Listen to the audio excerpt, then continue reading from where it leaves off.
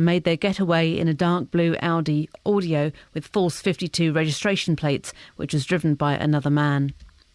The Chancellor, George Osborne, is warning that 2014 will be a year of hard truths with further significant cuts to public spending. More details from our political correspondent, Carol Walker. In his speech today, he'll say that painful cuts have reduced the deficit by a third. But he'll point out we are still borrowing £100 billion a year and paying half that amount in annual interest on our debts. The Chancellor will, though, please many in his party by saying that permanently cutting spending is the way to permanently cut taxes. Robbers have gone on a spree in East Hertfordshire, raiding around 15 vehicles for jewellery, sat-navs, audio equipment, cash, sunglasses and golf equipment. Between Saturday afternoon and early Sunday morning, they got into cars and vans in Great Amwell and Ware, some of which had been left unlocked by their owners. The robbers climbed over walls or forced their way through locked gates to get to some vehicles parked on driveways. NHS officials say they still don't know when the new Wolverton Health Centre will open. The brand new building was due to be completed and ready for patients last November. Lee Agnew reports. The new health centre has been subject to continual delays, the latest relating to problems with a lift at the facility. NHS England says legal guidelines and building regulations must be met before the move can be completed.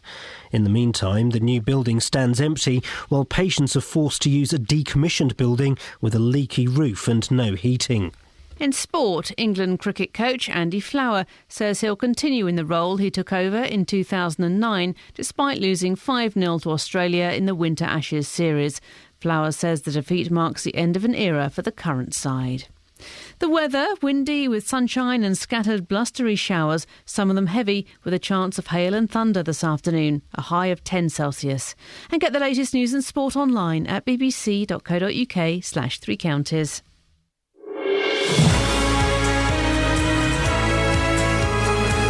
Hang on a second, how is the health centre? Was it Wolverton? How is that not open yet, for goodness sakes? I remember speaking to some woman who said, it's going to be open in a couple of days. That was months ago. Morning, this is Iain Lee, BBC Three Counties Radio. Oh, you want a tea bag? Yeah, there we go. Thank you very much. Cheers. Getting the priorities sorted out here. Iain Lee, BBC Three Counties Radio, 3 minutes past 6. It's Monday, the whatever it is of January. Who really cares? Coming up, bus stations, bus passes and Buster Rhymes. One of those is not true. I'll let you guess which one it is. Facebook.com/BBC3CR. You can send me a text, 81333. Start your text 3CR. Or you can give me a phone call, 08459 455. Across beds, hearts and bucks. This is BBC Three Counties Radio. I've got Catherine Boyle joins me in the studio. Bonjour. You've turned French over Christmas. Oui. I've got a numb mouth. It's reminding me of the olden days. Have you been squirting that stuff in it? I've squirted this on a bit of a sore throat. Don't worry, I'm not taking any time off yet. Squirted this at the back of my throat, but it's hit my tongue. Yeah. It's hit the dingle dangles at the back. It's hit everything. I know it's reminding me of 1999. It's very nice. How is Wolverton Health Centre not open yet? I'm looking as though it's your fault. No, it wasn't my fault. Maybe if I'd been more involved in it, if I'd pulled my weight, we would have got it sorted out. We spoke to some woman in November who said even if we have to bring our own chairs. Yeah, it'll be open on Monday. It will definitely be open on Monday. It's 2014 now. Can we get someone on either today or tomorrow to tell us? We most certainly can. With the BBC, for goodness sakes.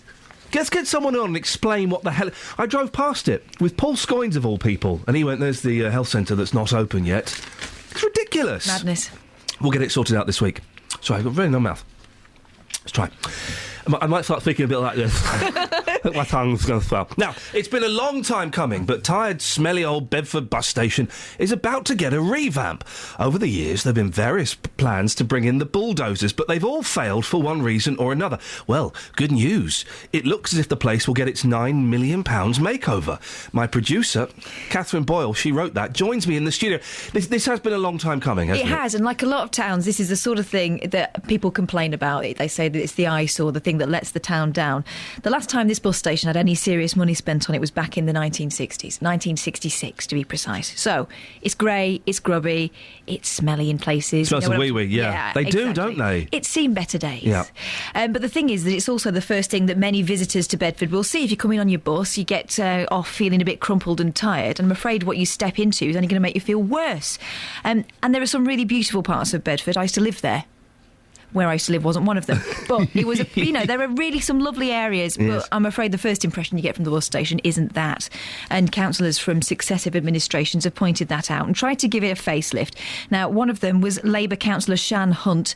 She worked on the plans as part of the Town Centre Management Committee some years ago, and she told us it didn't help that the mayor at the time, who was Frank Branston, was not in favour. I don't think the mayor, when Frank was first elected, I don't think he was happy with the plans. And obviously a directly elected mayor has extreme power. And so things were put on hold. And then there was a court case, and then things went awry, and then the economy turned down. And so, from the time Frank got elected till sort of 2008, 2009, so all the plans had fallen apart. I hate it when things go awry. It's just the worst, isn't it? What does this redevelopment involve? We know we were saying it's a £9 million redevelopment. That's not quite true. Oh. It's an £8.8 million development, but what's a few thousand between friends? It involves demolishing and replacing the existing bus station and improving the surrounding area and bringing in new shop fronts. Again, there's a parade of shops around it. No fault of the people who own them or run them. It just looks grubby. It's tatty, isn't it? Work will begin shortly with anticipated completion date for the new bus station before the end of 2014. This is the thing they've said. They reckon about 40 weeks. OK. In addition, the public loos have been completely refurbished. You can only imagine what they're like. And work on a brand new surface car park on Greyfriars is almost complete. 142 new parking spaces to be provided.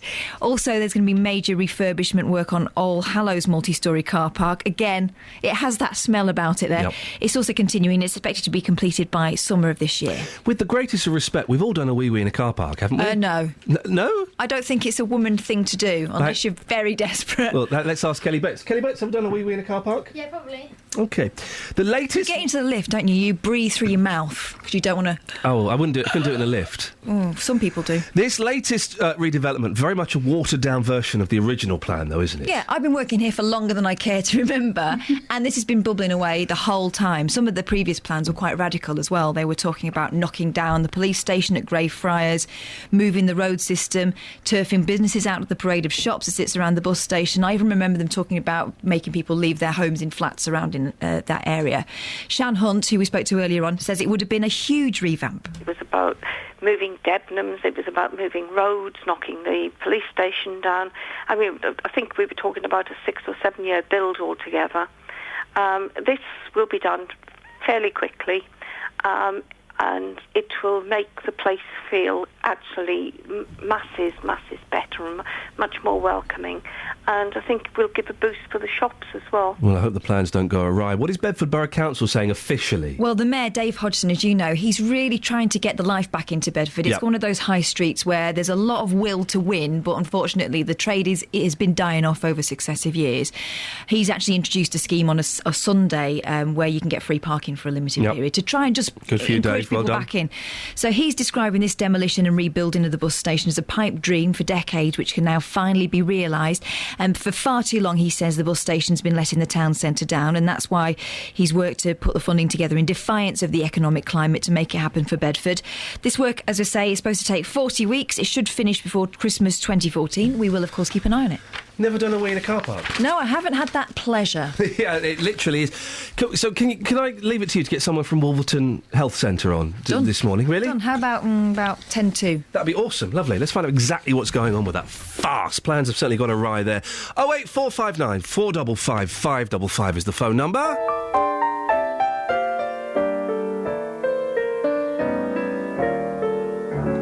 If you're feeling sad and lonely, there's a service I can render. Tell the one who loves you only, I can be so warm and tender. Call me, don't be afraid, you can call me.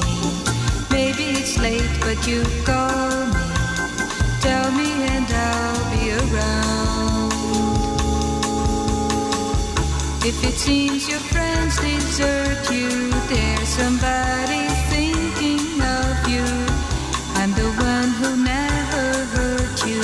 Maybe it's because I love you. Call me, don't be afraid, you can call me.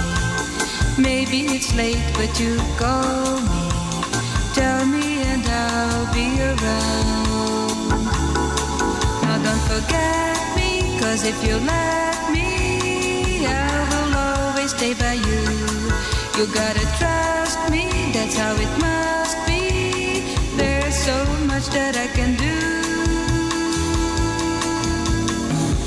If you call, I'll be right with you. You and I should be together. Take this love I long to give you. I'll be at your side forever. Call me. Don't be afraid, you can call me. Maybe it's late, but you call me. Tell me and I'll be around.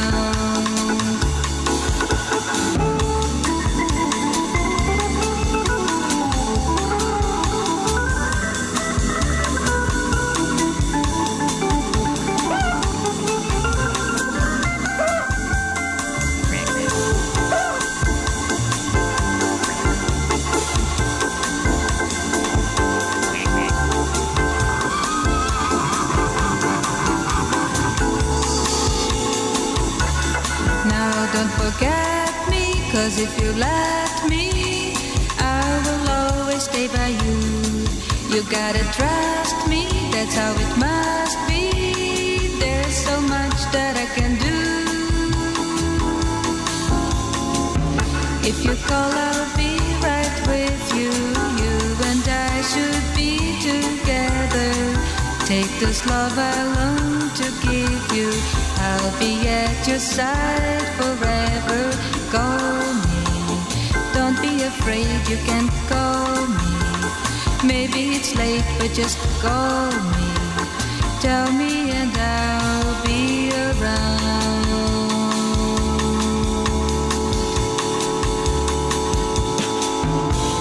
Speaking of music, have either of... I'm really late on this one. I'm really late to this one.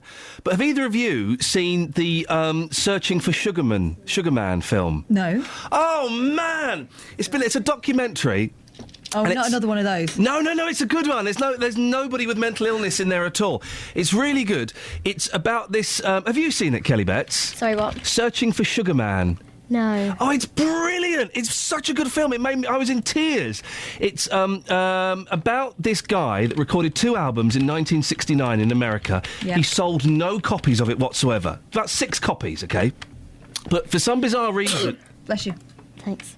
But for some bizarre reason, he became huge in South Africa. Oh. Okay, and he sold like hundreds and hundreds of thousands of records in South Africa, but he never knew about it. Then in the mid-90s, this music journalist in South Africa is trying to find out... This guy's called Rodriguez. Trying to find out what happened to Rodriguez, how he died, what happened to him, his life and stuff like this. Is he still telling this? Carry on. Quite long. What? So they never found him? No! They found him! Oh, good. You've Need to watch it now. But they're... So he's just gone back... Pretend I haven't told you that bit. He's become a woman. What's happened? So this journalist is on the phone to a guy that worked with him, and he's going, before I go, just let me know, how did Rodriguez die? He's still alive. You got it. And he was on the phone to him. No, he wasn't. Oh. But then he met up with Rodriguez, took him over to South Africa, where he plays to like 6,000 people. Oh, I bet that was moving.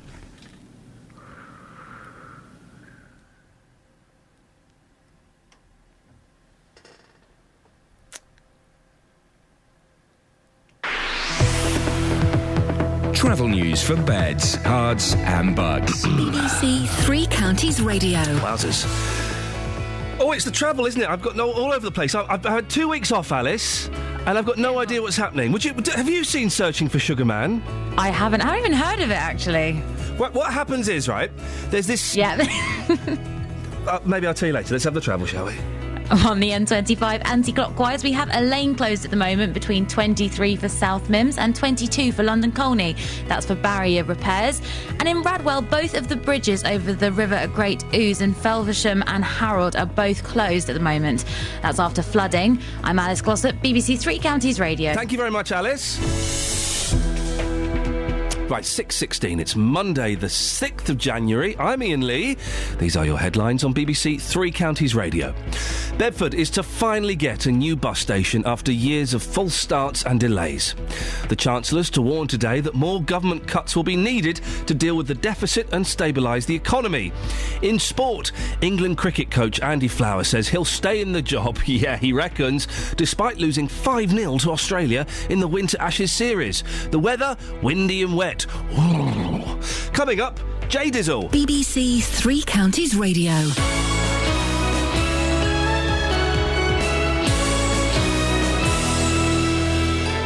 If you've missed any of the programmes from the last week, you've missed things like this. The next hour, I'll be taking you on the journey of One Bedfordshire Charities Challenge to form a choir in only 8 weeks. But there is a way you can hear it all again. It's going to be quite difficult and we're not really going to know until we sing, I guess. Go to bbc.co.uk/3 counties and click on Listen Again. Amy, you did it. You sang your solo and there wasn't a dry eye in the house. Singing for Chums.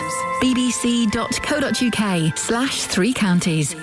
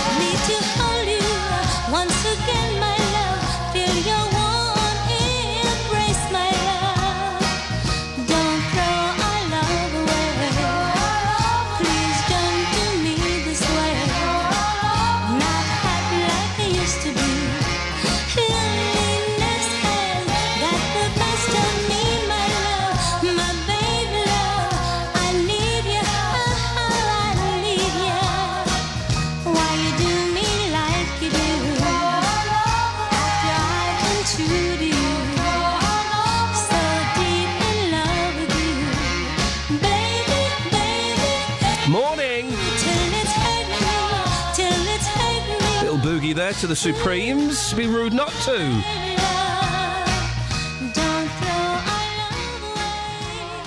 Now, the Prime Minister is sticking his neck out when it comes to protecting free bus passes and TV licences for the elderly. He says he has to do what's right for people who've worked all their lives. But the Chancellor is warning that sooner or later this will be unsustainable, and that elderly people being guaranteed a free bus pass or a free TV licence, well, it will just have to end. What do you think about this? We've talked about this before, and I think it's one of those things.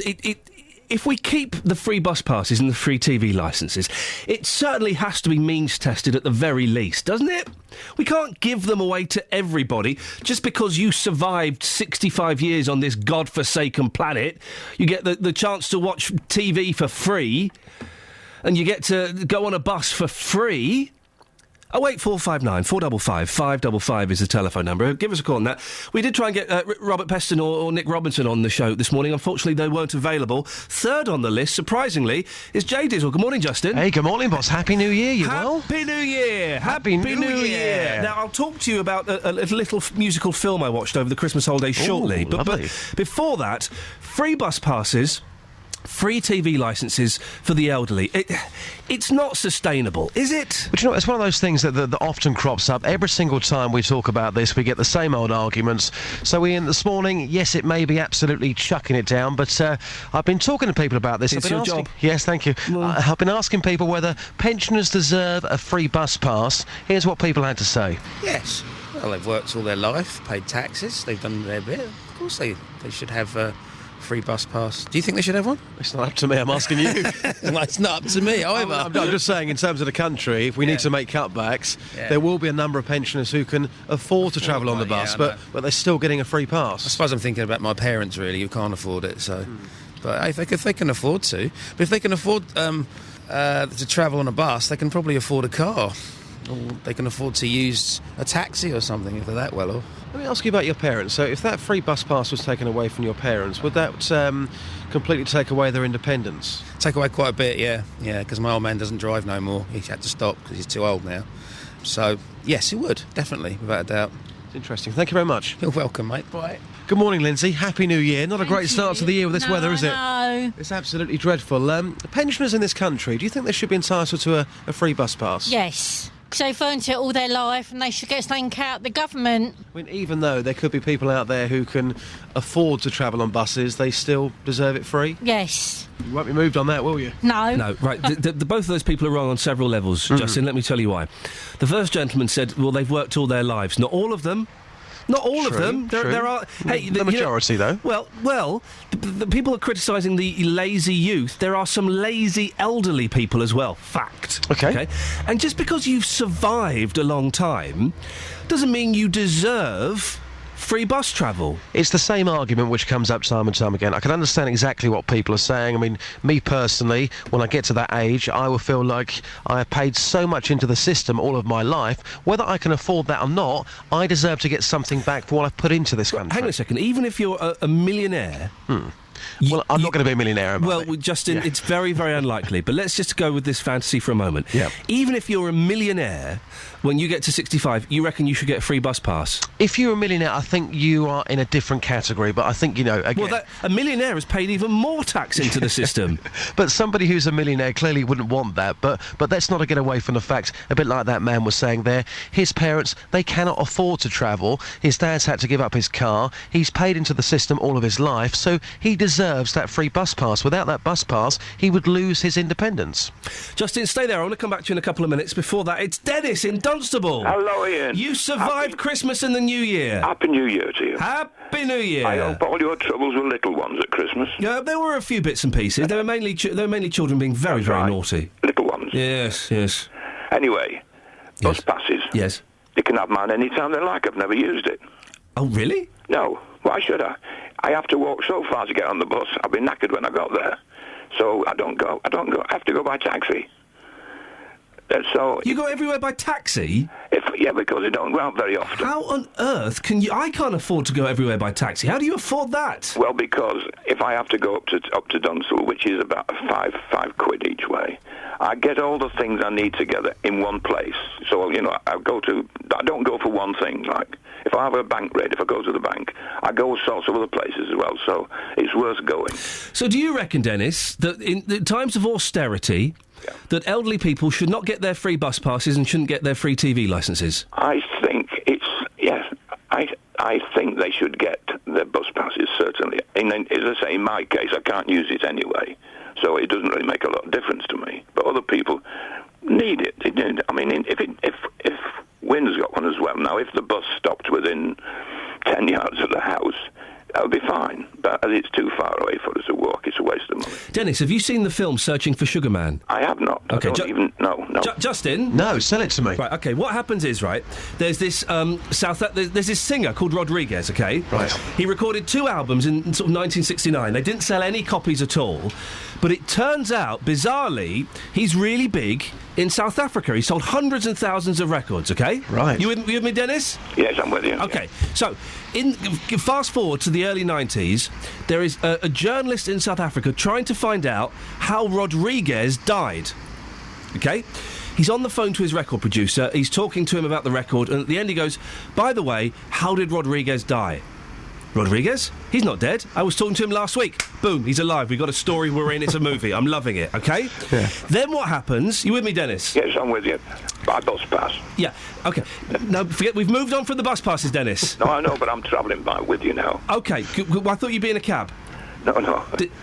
Too early for cabs. Okay, I've got a feeling you're going to slow this conversation. Carry on, please. Thank you. Get any slower? No, Catherine, please, you have had your chance. So, what happens is, Justin and Dennis, is he I'm confused. Let me start again. I don't understand why it took a whole film to find him when the guy saw him the week before. Surely it's just phone call swap, bang. Well, okay, so end of film. We're there. So then what happens? He wasn't really doing that much research if he thought that he was dead. The internet didn't exist then? Good point. Yep. Is it black and white? No. Right, Dennis. I've just died. Dennis, just again, Dennis, just recap what I've told you so far so I know you're following me. Yes, they're looking for somebody in South Africa. No, he's not... He's not in South Africa, Dennis. He's American. Oh, God almighty, I've been down there with bus pass. I've got to come back again now. Right, so, Justin. Yes. So then what happens is they then get Rodriguez to agree to play to a series of concerts in South Africa. Right. Right. And he comes over and he plays to... hang on a second, stay there. Alice? Yes? Right, are you with me now? I am. This is Travel Alice, by the way. Okay, so do you need me to recap or have you got it so far? No, come on. You're doing well. We get you. Who's snoring? You're doing very well. Is that you snoring, Dennis? No, it is not. Alice, are you snoring? It's not me. Do a snore, Alice. Sounded like you. Was her? It was her, wasn't it? How rude. Cheeky. How rude. Wouldn't have got that from that fellow we used to have. What was his name? Adam Glynn. Oh, yes. Now, so, what... I've got to start again. No! Why? Why did he want to look for him if he only had 2 albums out that no one cared about? No, but They loved him in South Africa. They loved him. Let's talk about Shack Attack. Every single year they release an album in Japan. They're big in Japan. Can't we talk about them? I don't want to talk about Shack Attack. They were great. Nightbirds was a fantastic tune. I'm talking about Rodriguez. 1982, top 10. The thing is, this is what I've missed. I know a Rodriguez. In South Africa, he's bigger than Elvis. Right. Boom, you're hooked. Okay, you it's a should have movie. said that first. It's He's a that movie. big. Why did the journalist think he had died? Because he disappeared. Right, okay. His records were that big. Right. So, right. I haven't got time to do it now. Right, Dennis? Yes? Can I speak to you in a little bit? Yes. Justin, can I come back to you in a little bit and we'll do this properly? Yes, no problem. Alice, you were very, very naughty for snoring there. It definitely wasn't me. Do a snore again. It sounded like you. It really did. Travel news for beds, cards and bugs. BBC Three Counties Radio. The M25 anti-clockwise still have a lane closed between junction 23 for South Mims and 22 for London Colney for barrier repairs. And in Bradwell, both of the bridges over the River Great Ouse at Felmersham and Harold are closed. Looking on the cameras, quite a bit of surface water out there this morning as well. On public transport, First Capital Connect have service suspended between Finsbury Park and Moorgate because of electrical problems, but London Underground are accepting tickets. I'm Alice Glossop, BBC Three Counties Radio. Across beds, hearts and bugs. This is BBC Three Counties Radio.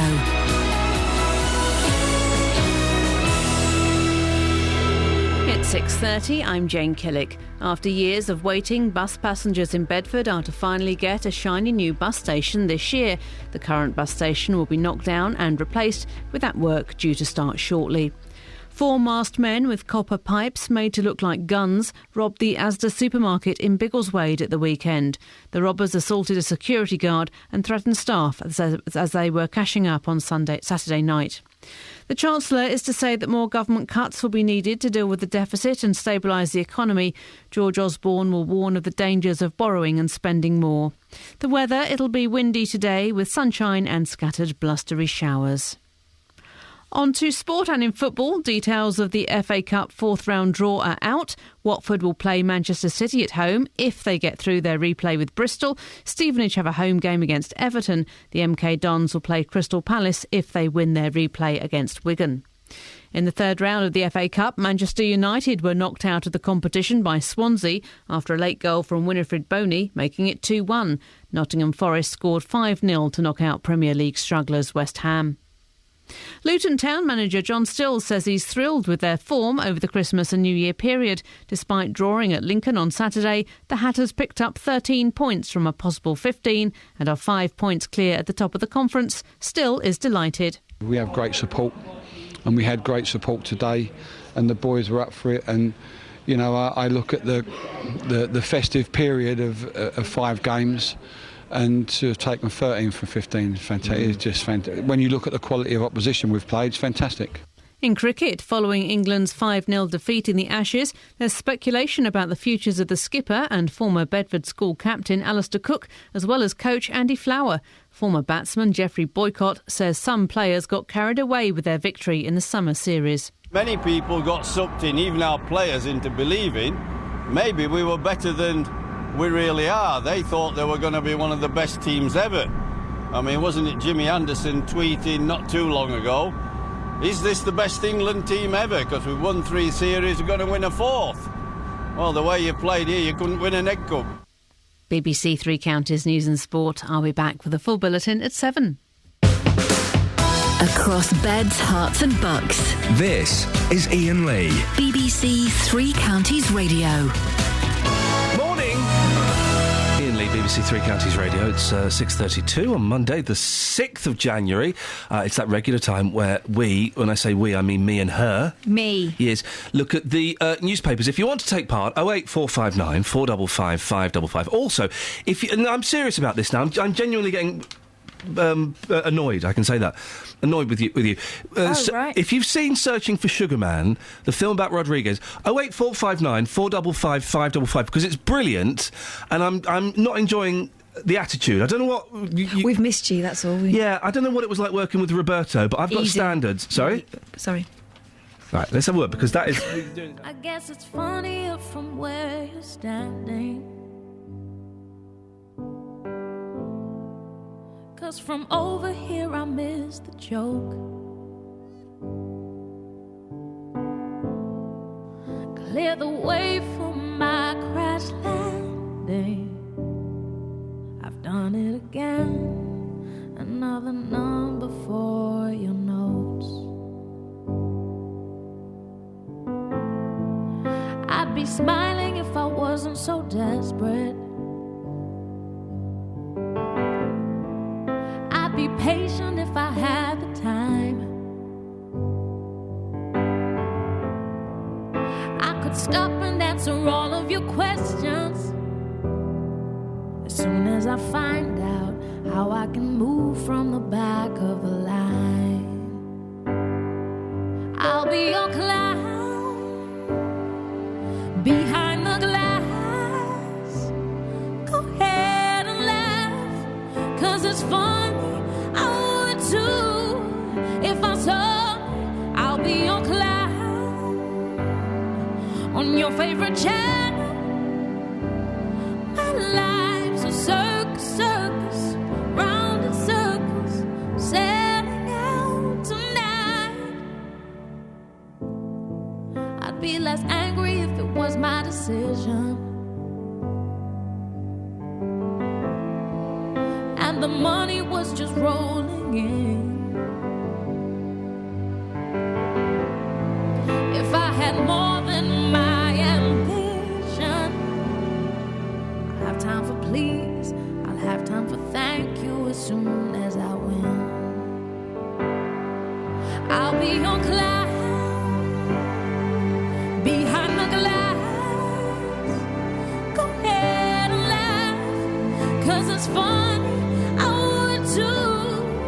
If I saw, I'll be your clown on your favorite channel. My life's a circus, round in circles, sailing out tonight. From a distance, my choice is simple. From a distance, I can entertain.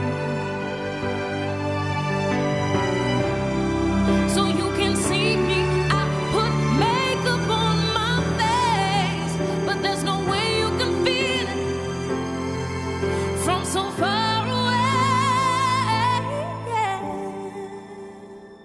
I'll be your clown behind the glass. Go ahead and laugh, 'cause it's funny. I would too if I saw.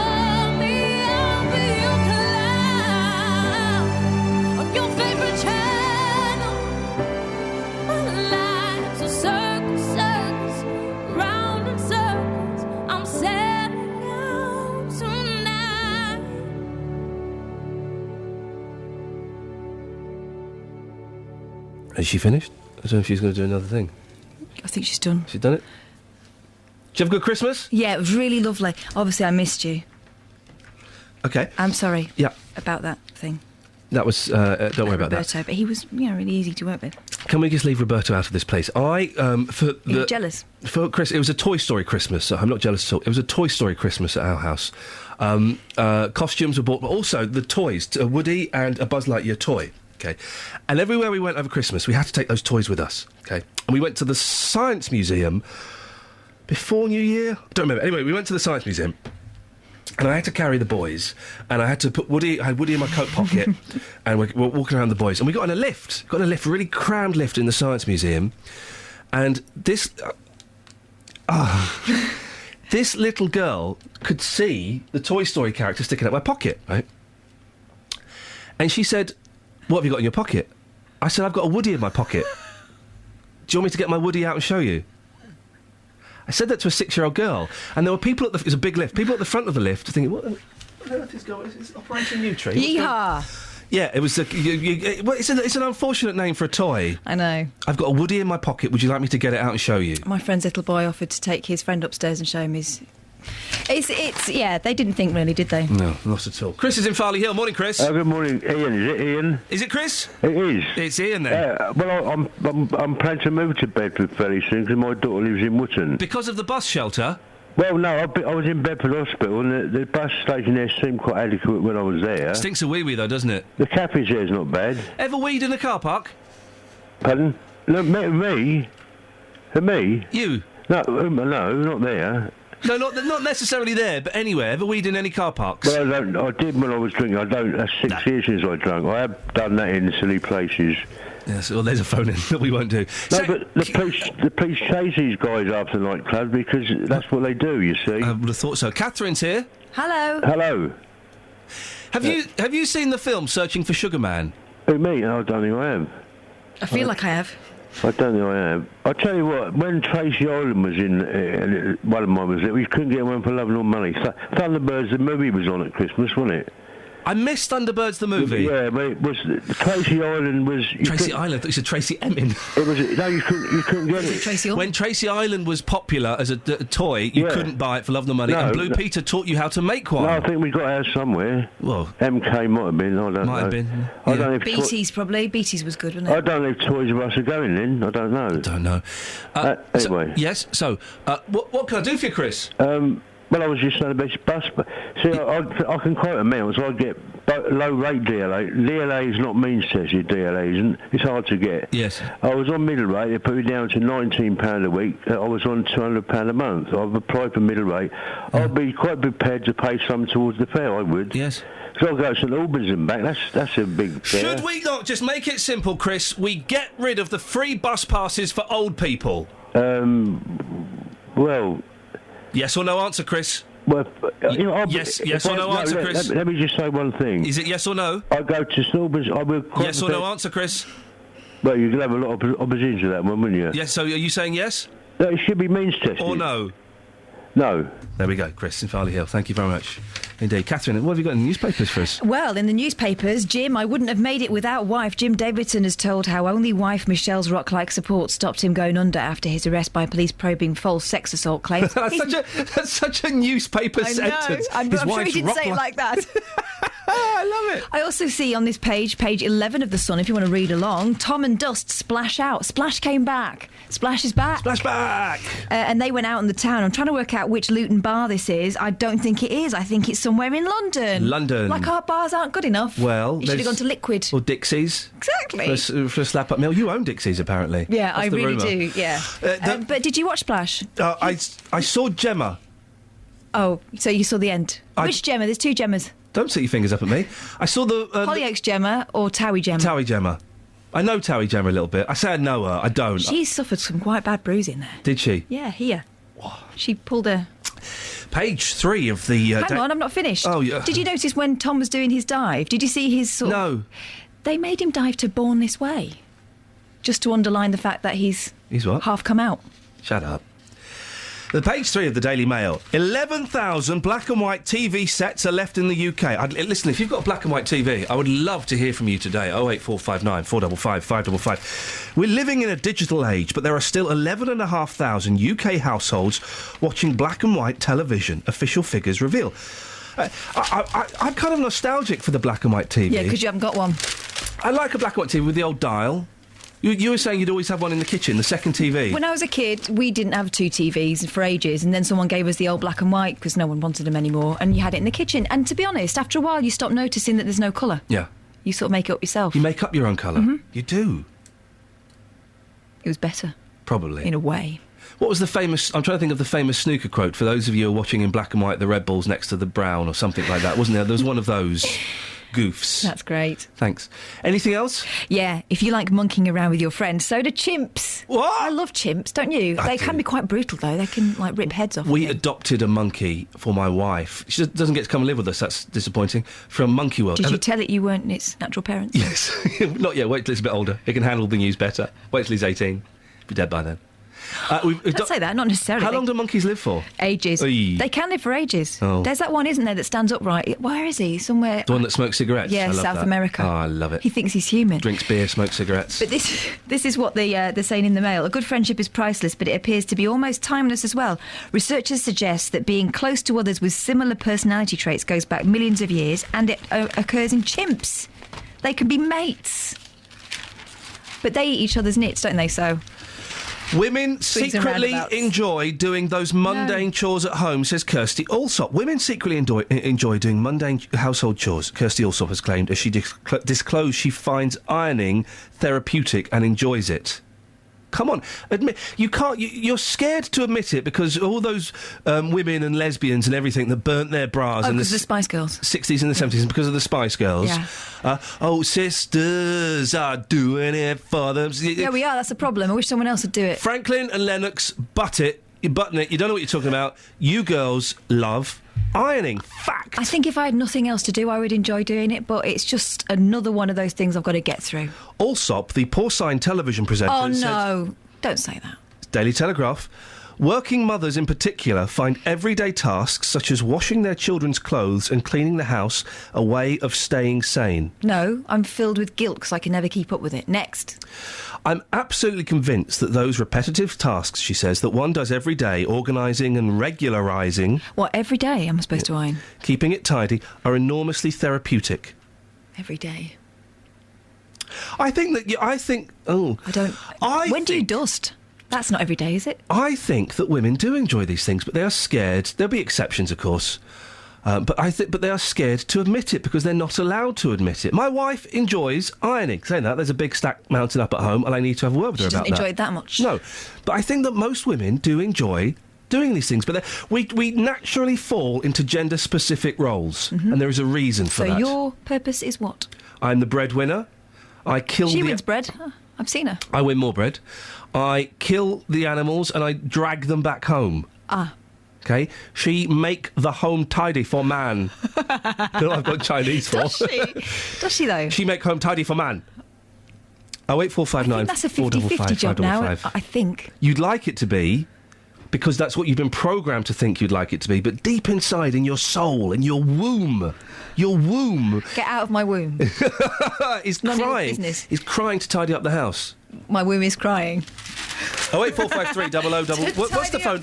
What's the phone number here? I can't remember what the phone number is. 08459 455 555. Old sexist, call me now. Travel news for beds, cards and bugs. BBC Three Counties Radio. The M25 anti-clockwise has a lane closed between junction 23 for South Mims and 22 for London Colney for barrier repairs. Things also looking heavy there between junction 21 for the M1 and 20 for Kings Langley. Both bridges over the River Great Ouse at Felmersham and Harold are closed because of flooding. And on public transport, First Capital Connect have service suspended between Finsbury Park and Moorgate because of electrical problems. Also, the Circle line is suspended clockwise. I'm Alice Glossop, BBC Three Counties Radio. Thank you, Alice. 6:46, it's Monday the 6th of January. I'm Iain Lee. These are your headlines on BBC Three Counties Radio. Bedford is to finally get a new bus station after years of false starts and delays. The Chancellor is to warn today that more government cuts will be needed to deal with the deficit and stabilise the economy. In football, Stevenage will face Premier League side Everton in the FA Cup 4th round, while Watford and the MK Dons will play Manchester City and Crystal Palace if they get through their 3rd round replays. Right, let's get the weather now. Here's Elizabeth Rizzini. Beds, hearts and bucks weather. BBC Three Counties Radio. Hello, a very good morning. Hello, Elizabeth. It's nice to talk to you. Quick question. Nice to be back. Go on. You are a woman.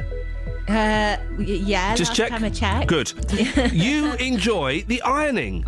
No, I don't. Oh, come on, Elizabeth. Stop listening to that brainwashing nonsense. You do. You find it therapeutic. I'm rubbish at ironing. Just ask my husband. Okay. No, don't like it. All right, let's have the weather then. Thanks. I like the weather. Well, we've got some showers around today. It's not all bad news, though. There will be lots of dry, bright spells as well. Perhaps just the risk of some hail, some thunder around again, so we're turning quite exciting. And within the showers as well, some squally gusts of wind. That wind's quite brisk even where we don't have the showers. So, yeah, bright and breezy for much of the day. Do watch out for those showers, though. Temperatures on the mild side, we're up to 11 or even 12 degrees. Very mild for the time of year, 54 in Fahrenheit. Now, as we head into the evening rush hour, even if you've managed to escape that wet weather all day, then I don't think you'll quite escape it for the way home. There are going to be more organised showers, so really pushing in on the wind, and they'll continue for much of the rest of the evening. But I think turning dry for the second half of the night, temperatures down to 7 or 8 degrees Celsius. Tomorrow, again, a good scattering of showers here and there. Some drier spells, still quite windy, but the end is now in sight for this stormy spell, basically. And I think from midweek onwards, it should be drier and things will calm down just a bit as well. That's the forecast. Thank you, Elizabeth.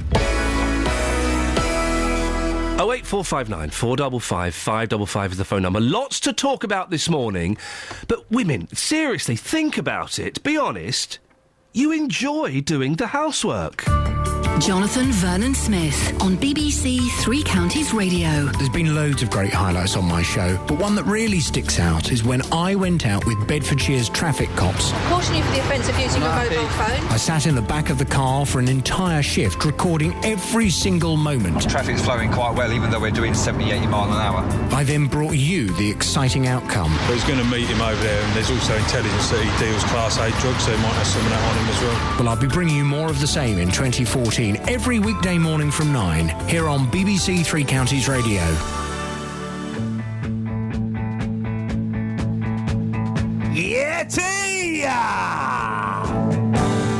Jojo was a man who thought he was a loner, but he knew it couldn't last.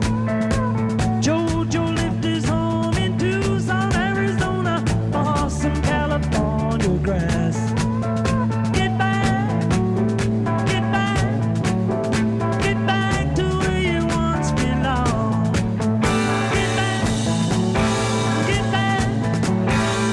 back to where you once belonged.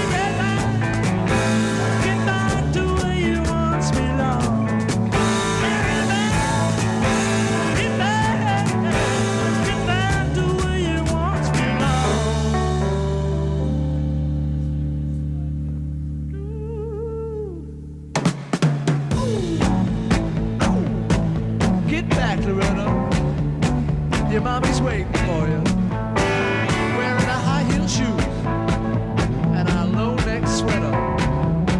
Get back home, Loretta.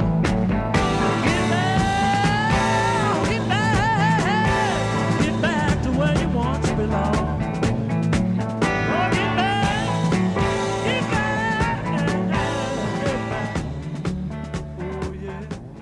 Morning, this is Iain Lee, BBC Three Counties Radio, 08459 455 555. Now, we've been talking about this, excuse me.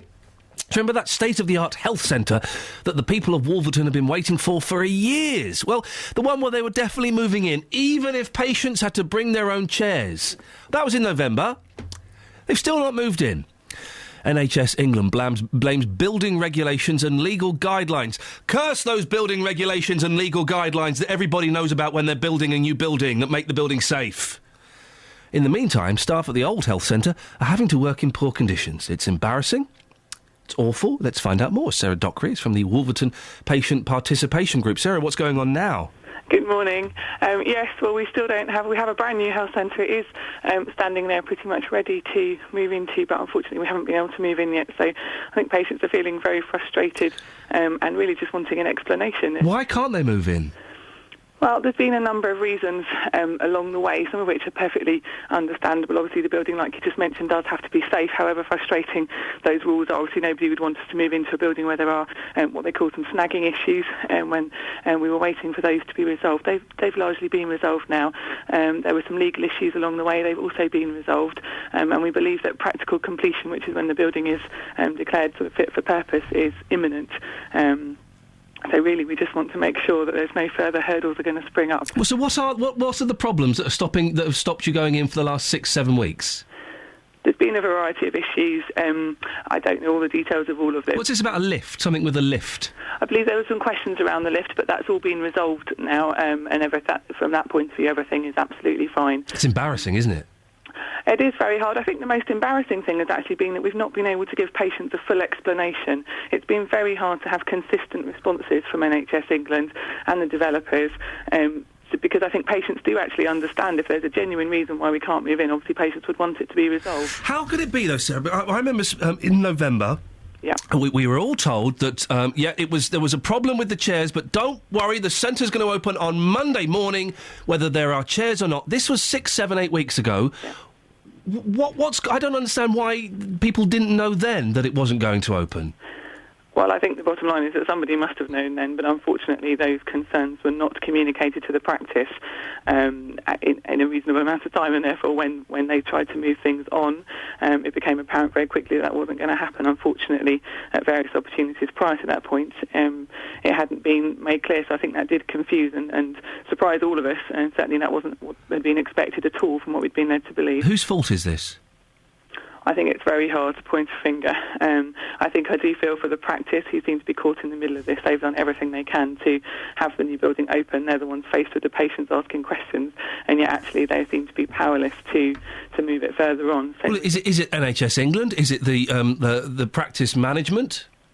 I definitely don't think it's the practice management. But they would have known, wouldn't they, that when you have a new building, you have to get everything signed off and approved. And if they hadn't have done that... If they hadn't done that, then there's obviously something wrong. I think it's a process where until that actually happens, you don't know what's going to come up. So I think it's completely normal for snagging issues to come up at the last minute. I think what's been difficult is the new things that have come to light. I think the communication with NHS England has been challenging, and it hasn't always been consistent or easy to interpret. And unfortunately, I mean, we've been trying hard as a patient group to support the practice in doing their bit, and also to try and get NHS England to be more transparent with what the reasons are, so that we can communicate them to patients.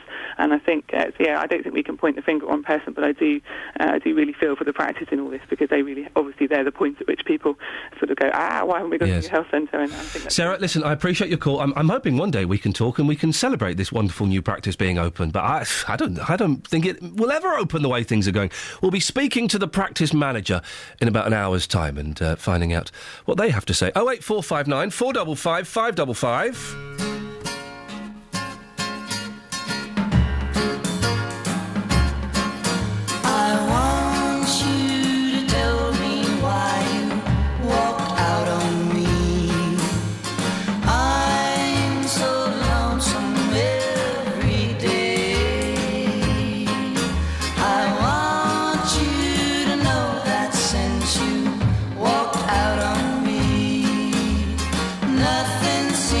seems to be the same old way. Think about the love that burns within my heart for you. The good times we had before you went away. Oh, me. Walk right back to me this minute. Bring your love to me, don't send it. I'm so lonesome every day.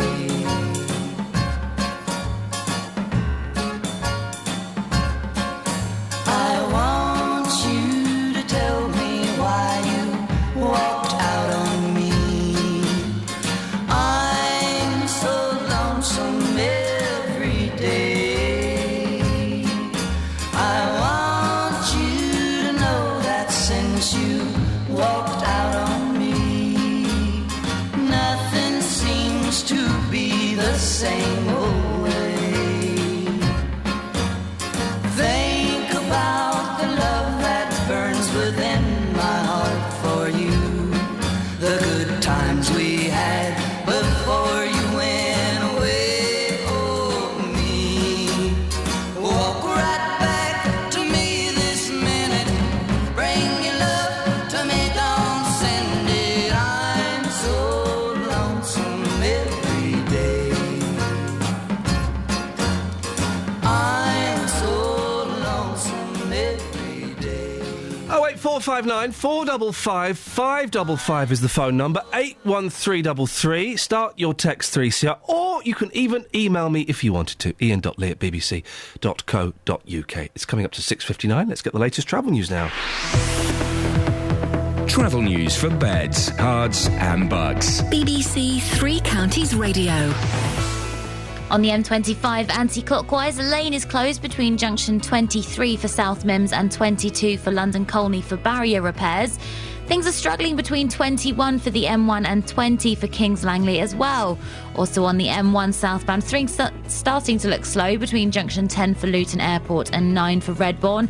A1M also struggling southbound through the Stevenage junctions, that's 8 and 7. On public transport, First Capital Connect have service suspended between Finsbury Park and Moorgate. I'm Alice Glossop, BBC Three Counties Radio. Thank you, Alice. Two things here. Let's get rid of bus passes for old people. It's a waste of money, isn't it?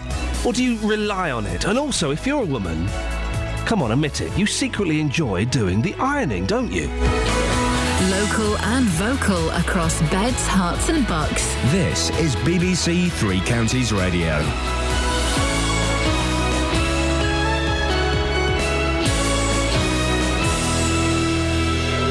It's 7 o'clock. I'm Jane Killick. The headlines. Bedford to finally get a new bus station. Chancellor warns of more austerity, and still no opening date for the Wolverton Health Centre. BBC Three Counties Radio. The long-awaited redevelopment of Bedford bus station is about to get underway. After years of plans which came to nothing, the bus station will be knocked down and replaced. Labour councillor Sian Hunt worked on the plans over the years when she sat on the Town Centre Management Committee. Even though it's not the original scheme, I think this revamped scheme, firstly the car parks and the toilets will be better, and the way in which everything is being planned to be done, I think will make it a much more pleasant place to catch a bus. 4 masked men with copper pipes made to look like guns robbed the Asda supermarket in Biggleswade at the weekend. The robbers assaulted a security guard and threatened staff as they were cashing up at the shop in Church Street at 10 p.m. on Saturday night.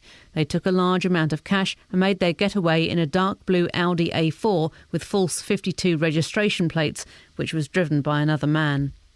The Chancellor, George Osborne, is warning that 2014 will be a year of hard truths, with further significant cuts to public spending. More details from our political correspondent, Carol Walker. In his speech today, he'll say that painful cuts have reduced the deficit by a third, but he'll point out we are still borrowing £100 billion a year and paying half that amount in annual interest on our debts. The Chancellor will, though, please many in his party by saying that permanently cutting spending is the way to permanently cut taxes. Robbers have gone on a spree in East Hertfordshire, raiding around 15 vehicles for jewellery, sat-navs, audio equipment, cash, sunglasses and golf equipment. Between Saturday afternoon and early Sunday morning, they got into the cars and vans in Great Amwell and Ware, some of which had been left unlocked by their owners. The robbers climbed over walls or forced their way through locked gates to get to some of the vehicles parked on driveways. NHS officials say they still don't know when the new Wolverton Health Centre will open. The brand new building was due to be completed and ready for patients last November. Lee Agnew reports. The new health centre has been subject to continual delays, the latest relating to problems with a lift at the facility. NHS England says legal guidelines and building regulations must be met before the move can be completed. In the meantime, the new building stands empty while patients are forced to use a decommissioned building with a leaky roof and no heating. In football, Stevenage have drawn a home game against Premier League side Everton in the FA Cup fourth round. There's also a chance for Watford and the MK Dons to play top-flight sides, but both need to get through replays first. Watford have drawn Manchester City or Blackburn at home if they can beat Bristol. The MK Dons will play Crystal Palace if they win their replay against Wigan. The weather, windy with sunshine and scattered blustery showers, some of them heavy with a chance of hail and thunder this afternoon, a high of 10 Celsius. And get the latest news and sport online at bbc.co.uk/3 counties.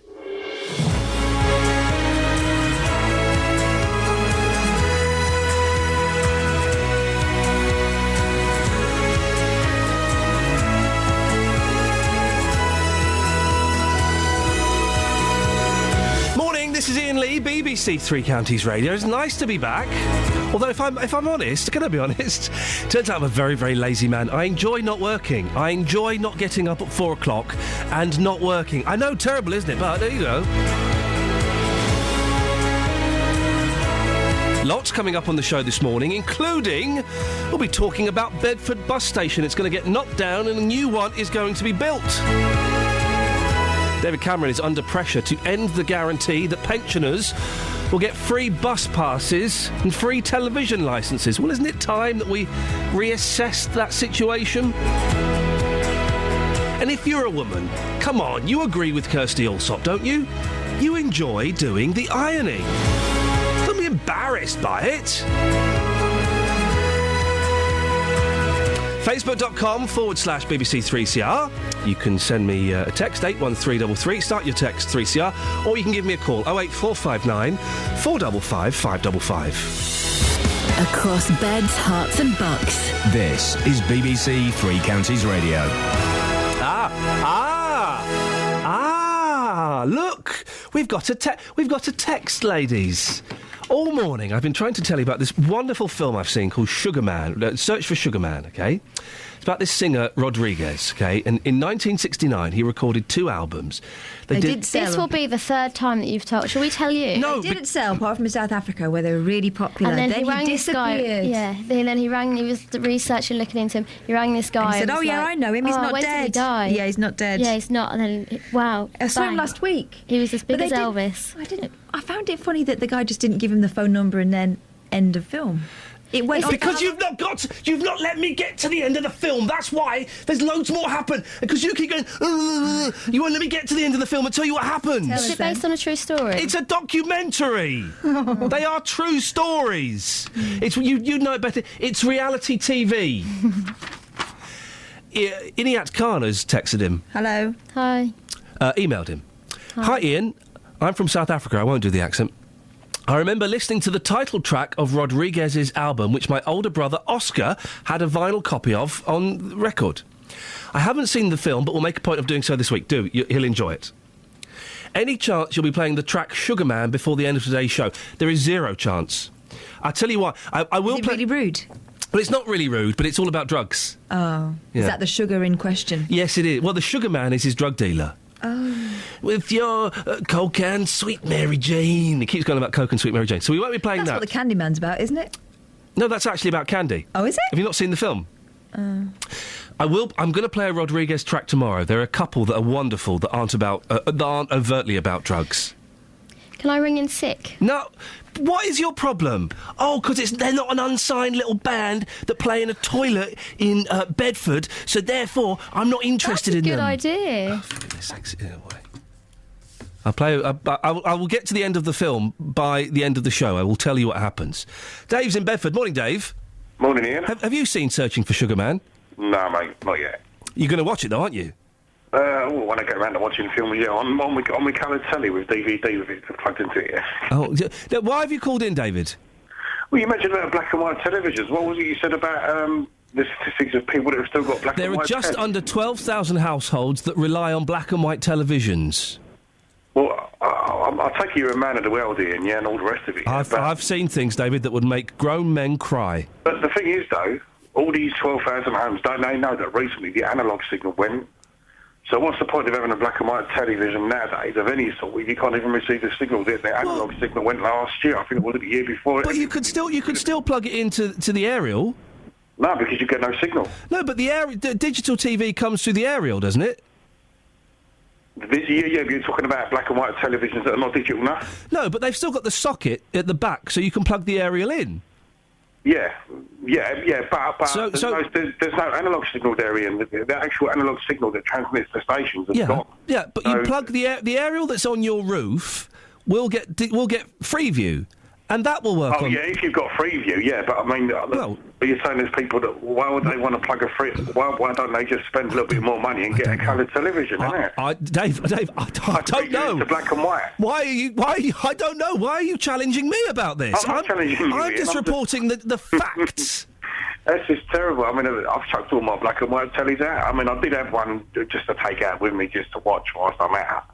What do you mean? Watch while you're out? Where would you be at? Well, I go out places, don't I? Well, where would you go out and watch a black and white TV? Well, I don't know. In the car, in the restaurant. You'd go out to a restaurant and you'd watch a black and white television in a restaurant? Yeah. How? Well, I'll just take it with me. It's only a little black and white. Hang on a minute. Where do you plug it in? No, I'm winding you up, Ian. I'm winding you up. Oh, okay, right, okay. Flipping heck. I'm known for my wind-ups. But anyway, I've just recently moved to Bedford. I'm like checking through the radio stations. How long have you been about? Hang on, have you only just discovered 3CR today? Yeah. There we go, you see now. What do you normally listen to?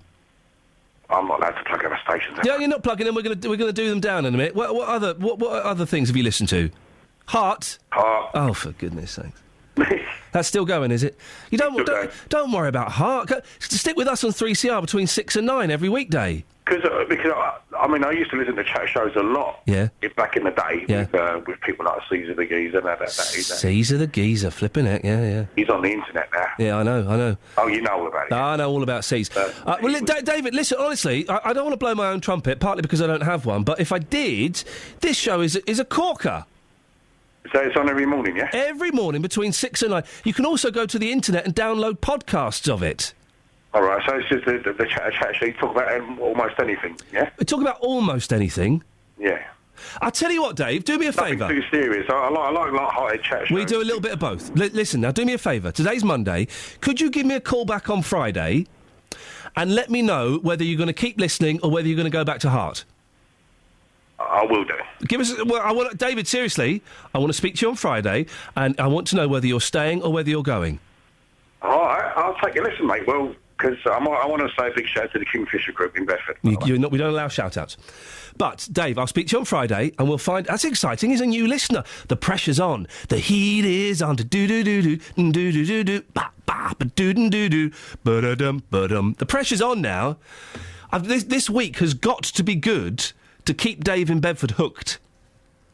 Those listener figures need to be up. The pressure's on, Kelly Betts. You've really got to work this week. If you talk about the ending of the film that you're talking about on Friday, then it gives Dave more of a reason to listen to the whole... More of a lip reason to listen? Yes. No, I'm going to finish... where's Justin? I want to talk to Justin about this. Where's Justin? I've had a very stressful couple of weeks.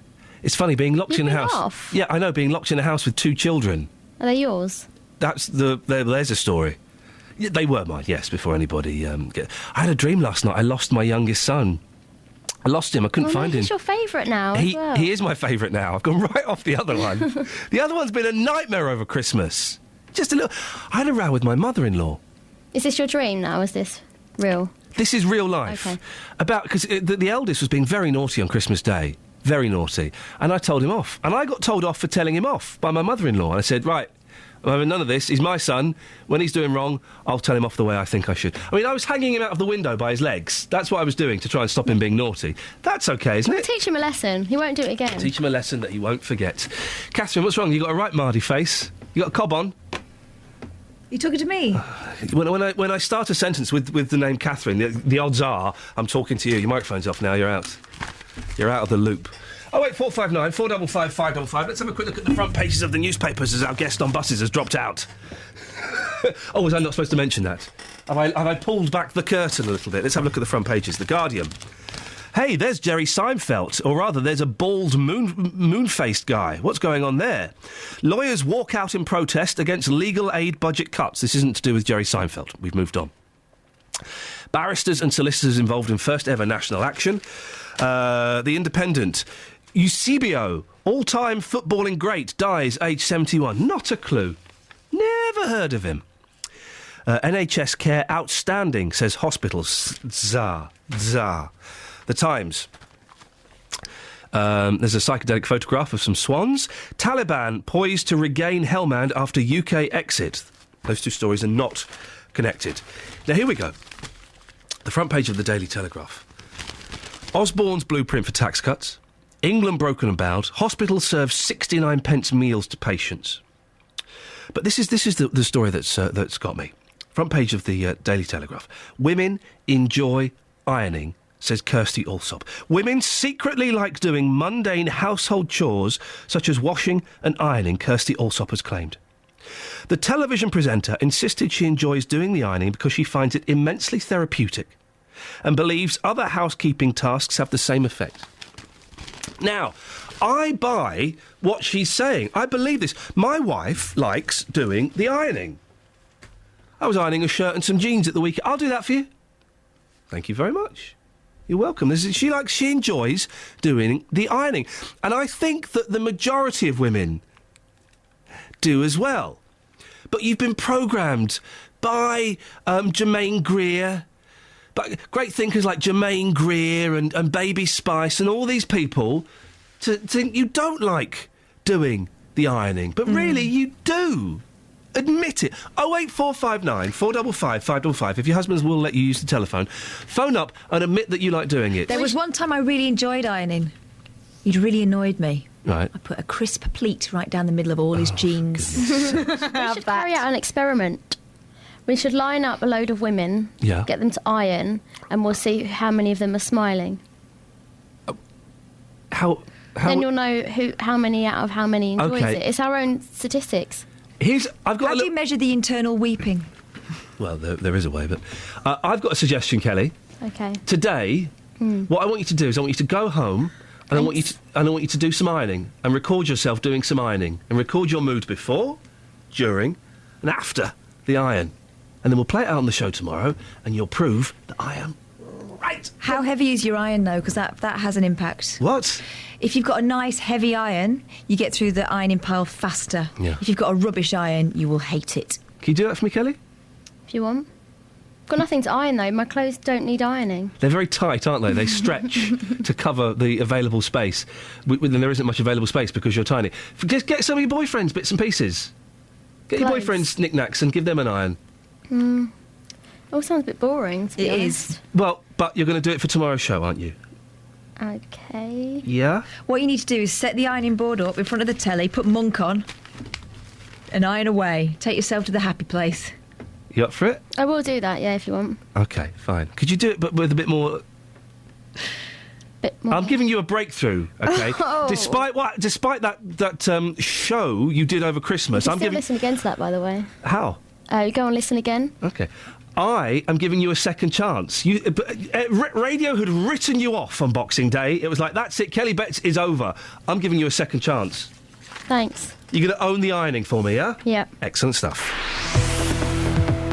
Travel news for beds, cards and bugs. BBC Three Counties Radio.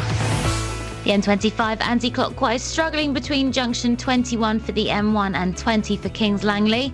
On the M1 southbound also going slowly between junction 11 for Dunstable and 10 for Luton Airport. In Cheshunt, the A10 slow southbound between Church Lane and the M25 junction for Enfield. The A414 also slow on all approaches, in fact, to the London Colney roundabout on speed sensors. Onto public transport, First Capital Connect have service suspended between Finsbury Park and Moorgate after electrical faults. I'm Alice Glossop, BBC Three Counties Radio. Alice? Yes? Now, I know it was you snoring earlier on. We've had the sounds analysed by a computer, so okay. Naughty. The definitive snorter. Definitive snorter. Now, you're a woman. Do you enjoy ironing? No. I don't, I'm afraid. Do you not find it therapeutic, relaxing? It induces a zen-like meditative state? No, not really. Okay, how long's your contract here? See you in a little bit, Alice. Right, 7:17. It's Monday, the 6th of January. I'm Iain Lee. These are your headlines on BBC Three Counties Radio. Bedford is to finally get a new bus station after years of false starts and delays. The Chancellor is to warn today that more government cuts will be needed to deal with the deficit and stabilise the economy. In football, Stevenage will face Premier League side Everton in the FA Cup 4th round. The weather today will be windy with sunshine and heavy blustery showers and a high of 10 Celsius. 08459 455 555. Women ironing. And should we get rid of bus passes for the elderly? BBC Three Counties Radio.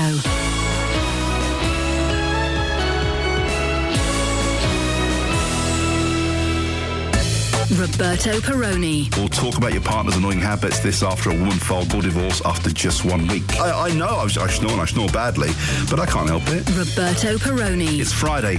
Why am I even bothering to go to work today? You've got to. You never know when a donut board suddenly appears in front of you and you've got to dive in. You need a lot of love, a bit of patience to keep a relationship going. Sometimes you have to turn a blind eye. Roberto Perrone. Weekdays from 3 on BBC Three Counties Radio. We've had a tweet from Claire. Claire says, I love washing and ironing. Housework is therapeutic and relaxing. So that's fact. I think if you've got time to enjoy it, then yes, maybe so. I just have to get it done because I've got a million other things to do as well. OK, well, we'll find out the definitive answer tomorrow when Kelly Betts does some ironing for us. And I want her to wear the ironed clothes in as well. That'll be good. I want to see how good you are at doing it. Thanks. There you go. 08459 455 555 is the telephone number if you want to give us a call. Now, it's been a long time coming, but tired, smelly old Bedford bus station is about to get a revamp. Over the years, there have been various plans to bring in the bulldozers, but they've all failed for one reason or another. Well, now it looks as if the place will get its £9 million makeover. Justin Dealey has been sniffing around for us this morning. Morning, Justin. Good morning, boss. What does it smell of now? Well, do you know what? In Bedford this morning, it smells very, very pleasant. I'm a couple of minutes away from the bus station, but everyone has been talking about it because it is so bad. A moment ago, Iain, I spoke to Jill, and here's what happened. Jill, Bedford bus station. Describe it to our listeners. OK, it's very stinky, and the floor is filthy, always. There's chewing gum and just empty coffee, and the seats are freezing. So pretty much dreadful then? Yes, absolutely. So these redevelopment plans must be great for the town because from what you're telling me, it clearly needs something. Yes, absolutely. It needs revamping urgently. And what about friends that you talk to? Are they all saying the same thing about this bus station? Yes, nobody wants to go there. It's just filthy. Right. And cold. And cold as well. OK, and a final word on housework. Ian's talking about that this morning. Kirsty Alsop says that women love housework. You find ironing therapeutic. Do you? Definitely not. I think taking out the board and filling the kettle up, the iron with water, that's the most irritating part. OK. Listen, you live here. Thank you very much indeed. Have a good day. OK. So there you go, Ian, the words of Jill. So at the bus station here in Bedford, the main bus station, £8.8 million being spent on redevelopment. Clearly, from what she's saying, something's got to happen. Well, yes, it's going to happen, and hopefully it'll be done by the end of the year. It's going to be a nightmare while it's going on, though, isn't it? It is going to be a nightmare. After 8 o'clock this morning, we are going to be talking live to the Mayor of Bedford, Dave Hodgson. He will tell us about those plans. But at the end of the day, if you're going to make something a lot better, obviously there's going to be a few problems along the way. But hopefully everything will stick to plan. Now, speaking of works, I knew this was happening, but at Junction 10 of the M1, where I come off in the morning, OK, it's being done up. They're making it doing all kinds of things to it, OK? Yes. I saw a sign I'd never seen before. Work starts here, and I think the 4th of January. Work will last for 70 weeks. 70 weeks. 70 weeks. That's over a year. It's a long time, but then again, when you think about the amount of traffic coming off the M1 at Junction 10, obviously throughout the years, the traffic has built up because more and more people are using Luton Airport. We've heard about expansion plans before Christmas, so they've got to do work there to enable people to be able to get into Luton a lot quicker. Because as we currently stand, Ian, when you come into work at 5 o'clock in the morning, you don't see any traffic. It's beautiful. And surely it's like that all the time, isn't it? Isn't it? If you go there from 6:30, 7 o'clock onwards, it is an absolute nightmare. So that work, 70 weeks, by the end of it, trust me, it's going to be a lot easier for the majority of people. OK, well, disappointing. And I'm keen to get... Interesting what that lady said there. I disagree with that. I do think that women enjoy a little bit of housework. I bet your mum does, doesn't she? Well, she always denies it, but I think deep down, we all know, don't we, come on, that women love doing the housework. And this is a fact. And this isn't some kind of sexist, old-fashioned rant. I'm not doing a Tony Blackburn here. I'm joking. But I genuinely believe this. There are some comments on the Facebook page. Let me have a quick look at this and see... Well, I'll tell you what, Ian, somebody's just come up to the car here. Madam, what's your name? What's your name, madam? Come on. Sam. Sam, we want to know this morning, do you like doing the housework? I do, I love it. There you go, Ian, there you go. Yes. You see, one person, what do you like doing, why do you like doing the housework? Because it's quite kind of therapeutic. Exactly what Kirsty Allsop is saying. Do you know what Kirsty Allsop is saying today? That women find ironing therapeutic and they enjoy it. So there you go, you backed her up. I do. Thank you very much. Have a good day. Thank you, Sam. Ian. I like Sam. Is that? Yeah. Do you get approached by women on the street just when you're doing this? Yes, quite often. Yes. Oh, good for you. Penny has commented on Facebook. Ian, no, secretly crying out for housework. Ironing is one of the worst. Who decreed you must have flatly clothes, no crumples? Surely a man. Why, my womb is not crying out for chores. My house is crying out for a horde of male cleaners. Women are capable of bringing home bread or the bacon or clubbing and dragging meat. Have you not heard of the weekly shop at supermarket? Don't majority of women do that? Campaign against women having to iron and for men to do all the household chores. Dearie dear. Penny, you've listened to too many Spice Girls and sisters are doing it for themselves nonsense. This is the thing, Ian, all this kind of, sisters are doing it for themselves. I think, this morning, the majority of women, if they were honest with themselves, they would say, do you know what? I know I shouldn't be admitting this, but I do really enjoy doing the housework. And this... abject nonsense. No, this is it. No, Justin makes an excellent point. That's what you'd like to believe is the case. I don't normally agree with Justin's Neanderthal rants, but I do... Kelly, yes? I know exactly. I've got it. What? They don't enjoy doing it, but they enjoy the feeling of it being done. So after they've done the ironing, after we've done the ironing and have tidied the house, you enjoy that feeling of it being clean. It's a similar satisfaction that a man gets from his job. Really? Ian, listen, we've just spoken to a lady live on the street there. We did not put words into her mouth. You probably she said did. to us that she enjoys doing the housework and she finds it therapeutic. Yes. There you go, you've heard it here first. She's been brainwashed by you lot. No, she came straight up to the car, wandered up to the car, and she even... Well, am I live? There you go. Live reaction straight away. She loves it. Dennis in Dunstable. Morning, Dennis. Good morning again. Now, Dennis, does your Win enjoy doing the housework? Well, it's very funny because the other day she came down, she looked tired. I said, what have you been doing down there? She said, I've been ironing 3 men's shirts. I said, well, tell them to come and iron their own blasted shirts. Ironing 3 men's shirts. You've got to get back to front, of course. You meant, instead of her taking 3 gentlemen as lovers, she was ironing 3 of your shirts. That's right. There we go. Now, listen, I'm glad you're back on. Justin, you're still there, aren't you? Yes, I'm still here, yes. So, this film, Searching for Sugar Man, right?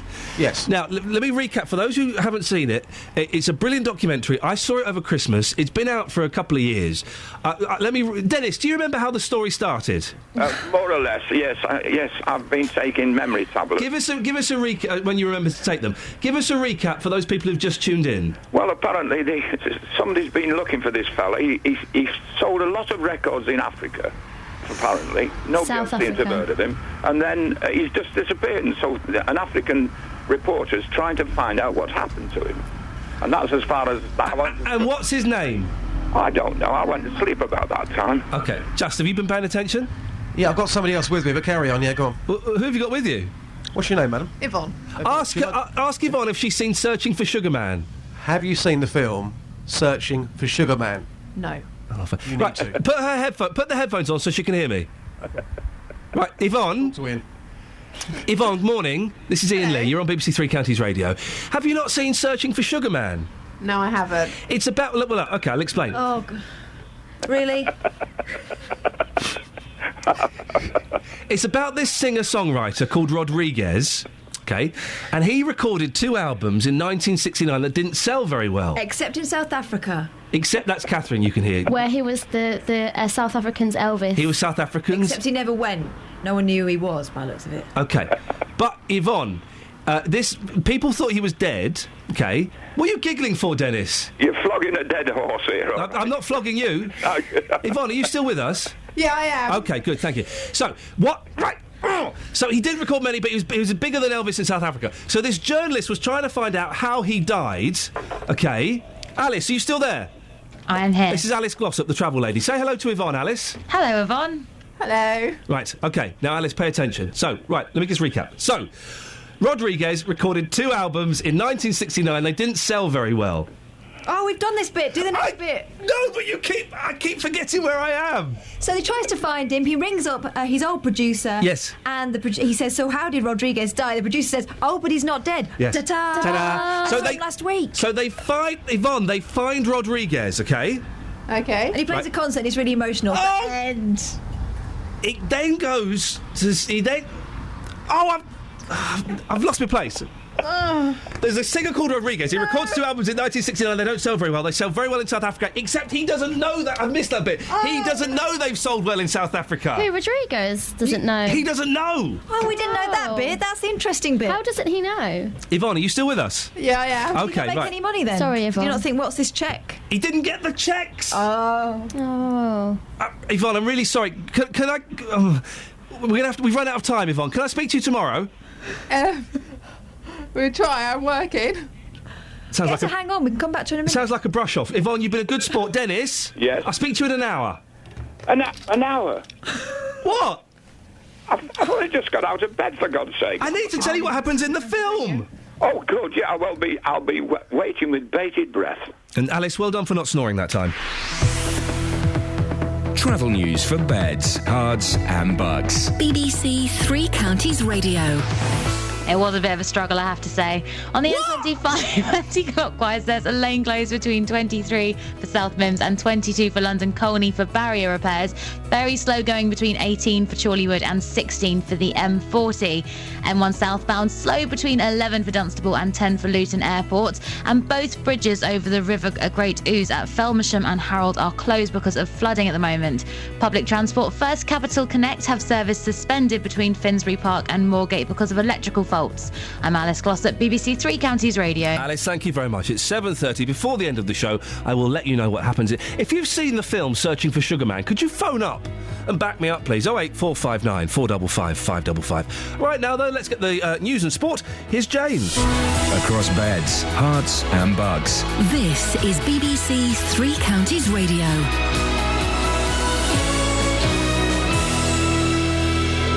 It's 7:30. I'm Jane Killick. After years of waiting, bus passengers in Bedford are to finally get a new bus station this year.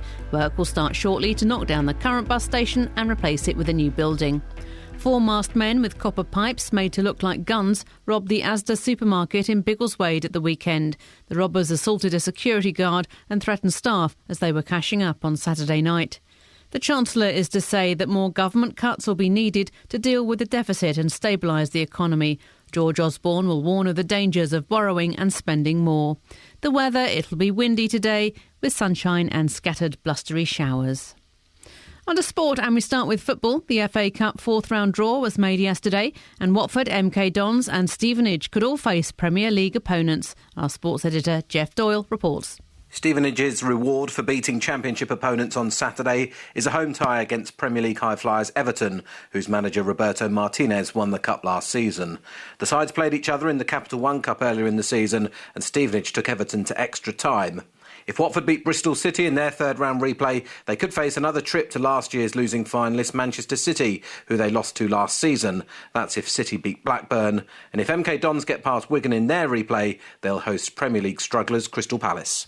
In the third round of the FA Cup, Manchester United were knocked out of the competition by Swansea after a late goal from Winifred Boney, making it 2-1. Nottingham Forest scored 5-0 to knock out Premier League strugglers West Ham. Luton Town manager John Still says he's thrilled with their form over the Christmas and New Year period. Despite drawing at Lincoln on Saturday, the Hatters picked up 13 points from a possible 15 and are 5 points clear at the top of the conference. Still is delighted. We have great support and the boys were up for it, and you know, I look at the festive period of 5 games, and to have taken 13 from 15 is fantastic. It's just fantastic. When you look at the quality of opposition we've played, it's fantastic. In cricket, the England coach Andy Flower says he's not proud of his team's performances in the Ashes series, but insists he wants to continue in the job. His side suffered a 5-0 whitewash in Australia. BBC Three Counties News and Sport. I'll be back with a full bulletin at 8. Text 81333. Start your message with 3CR. Text will be charged at the standard network rate. BBC Three Counties Radio. Right, lots of things to talk about this morning. Lots of things to talk about. If you have seen the film Searching for Sugar Man, do give me a call, please. OK? I want someone to back me up and tell me how brilliant it is. 08459 455 555. If you're a woman who enjoys doing the housework, also give me a call. Why are we embarrassed to admit that we enjoy our gender-specific roles? Why is that such a problem? If you enjoy it, as Kirsty Allsop, she's the location lady, says you should, then 08459 455 555. And be honest, that there must be some reason that we fall into these gender-specific roles, because we do. Every household is the same.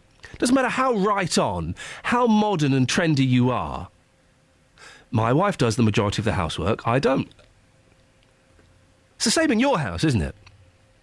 If you've had a complete role reversal, give me a call, 08459 455 555. But the front page of the Daily Mail, turmoil over OAP benefits. PM defies Cabinet to back fuel allowance and bus passes for middle class hours after hinting he'd have to axe them. Downing Street was in disarray last night over the future of benefits for middle class pensioners. On a day of confusion, that's like every day for me. David Cameron repeatedly refused to say whether a key pledge protecting the winter fuel allowance, free bus passes and TV licences for the over 75s will be kept for the better off after the next election. Only hours later, though, Number 10 moved to stress the Prime Minister remained personally committed to the policy. It then goes on to say that George Osborne, the Chancellor, and Ian Duncan Smith, the Work and Pensions Secretary, accept Mr Cameron must stick to his pledge not to bring in means testing, but they want the guarantee drop for next year's election. Isn't it time we admitted and accepted that cuts are being made everywhere? There's talk of charging people to go to A&E in hospitals. Cuts are being made everywhere. So isn't it time that we cut the assumption that every pensioner should get free bus travel, every pensioner should get a winter fuel allowance, and every pensioner over the age of 75 should get a free TV licence? 08459 455 555. If you're sensible, if you think about this, it makes sense, doesn't it? We can't keep paying old people to get the bus everywhere. We can't keep doing it. There may be one or two exceptions. It needs to be means tested, doesn't it? Let's pick a limit. If you are wealthy, let's say if you have got over £25,000 in your bank accounts, then you shouldn't get the free bus pass. How about that? Sounds like a good limit, sounds sensible. If you've got over £25,000, then you're well off enough to pay to get the bus, aren't you? You're well off enough to pay for the... In fact, I don't even know why people get a free TV licence. TV's a luxury, not a necessity. If you've got over £25,000 in your bank account, you're well off enough. You do not need the winter fuel allowance. How about that as a limit? I'm putting it out there as a limit. There's a cut-off point. Let's start with that and see where we go. 08459 455 555. There can't be anybody listening to this now who thinks that everybody over the age of 60, 65 is entitled to free bus travel. It's costing us a fortune. It's costing bus companies a fortune. It's costing my tax a fortune. We need to stop it, don't we? 08459 455 555 is the phone number. You can text me 81333. Start your text 3CR, or you can give me go to facebook.com/BBC 3CR. Joyce is in Leagrave. Morning, Joyce. Hiya. How are you, Joyce? Do you know you're like a little Hitler, you are? Sorry? You sound like a little Hitler. Beg your pardon? Yeah, you do. You're not my favourite person. I need to take my blood pressure tablets before I put Three Counties Radio on. Because you send people's pressure whizzing up. Whizzing up. Well, that proves you're still alive, Joyce. And especially with respect, yes, as you say, old people. Yes. I'll stamp on your toes, Ian. Excuse me. You have to get out of your chair first. That's going to take you 10 minutes. Is the word, if you don't mind. Reflex. Respect. And also... But hang on, Joyce, Joyce. No, cutting television, cutting this, that and the other for the elderly people who's worked for it since they were 14 years of age. Well, not all of them. Some of them are lazy. Well, I'm sorry. This is what we're saying. It's gone from 60, 65, 65 to 75. 60, 65, 75, 75. That's right. Yeah. And the thing being... Why should old people get a free TV licence? What did I say about respect, Ian? Well, I don't know. I'm not listening. Again. You said it again. What? You said old people. But what should I use? Why can't they senior citizens? Why can't they have the cuts that they're sending all the money abroad? Why should we have to supplement them all the time? Joyce. No. Yes. What should I call you then? If I can't call you old people, which is accurate, you are old and you are people, what should I call you? Older senior citizens. Older senior citizens. Old people with shawls around them. It's not like that in these days. You get older, and your children start talking to you like that. But old people. I'm a middle-aged. You should set an example with respect for your children as well. How is calling you old disrespectful? You are old. No one in their mind is old, Ian. It's all in the head. I think Dennis is. No, you are wrong. And to be quite honest, put a soft pedal on it in the morning. Thank you. Bye. And she talks about respect, and yet she hangs up during a phone conversation. Respect has to be... okay. Respect has to be earned. Okay, just because you've lived for a long time, you don't get my respect. I've just had someone else do that to us as well. It's not very nice, is it? What? They hung up on you? They had a go at me. Yeah. As not you. Yeah. And then hung up on me. Okay. I'm not you. That's disrespectful. And I don't get this thing, you've got to respect old people. No, what? Because I've got to respect them because they've lived a long time? The other thing is, isn't it time that we rebranded the word old? Why has it got a negative connotation? I don't think of old as being a negative thing. It's like the word queer was reclaimed, wasn't it? Let's reclaim the word queer. Well, old people should do what the gays did. Not everything, but they should reclaim the words. I love Joyce. I do. I'm very surprised to hear her talk to you like that. She must have had a bad New Year. I'm glad she spoke to you like that. Sorry? Because she's just lovely. Well, she was disrespectful. I don't see what's wrong with calling old people old people. I am middle-aged. What's wrong with that? Are we all going to pretend that we're young forever? It's like you can't say fat anymore. If someone's fat, they're fat. If someone's old, they're old. If someone's skinny, they're Ryland. It's as simple as that. That's how it works, isn't it? 08459 455 555. Paul's in Milton Keynes. Paul, are you old? Well, my body is, but my mind isn't. Yeah, the cackle is, isn't it? Eh?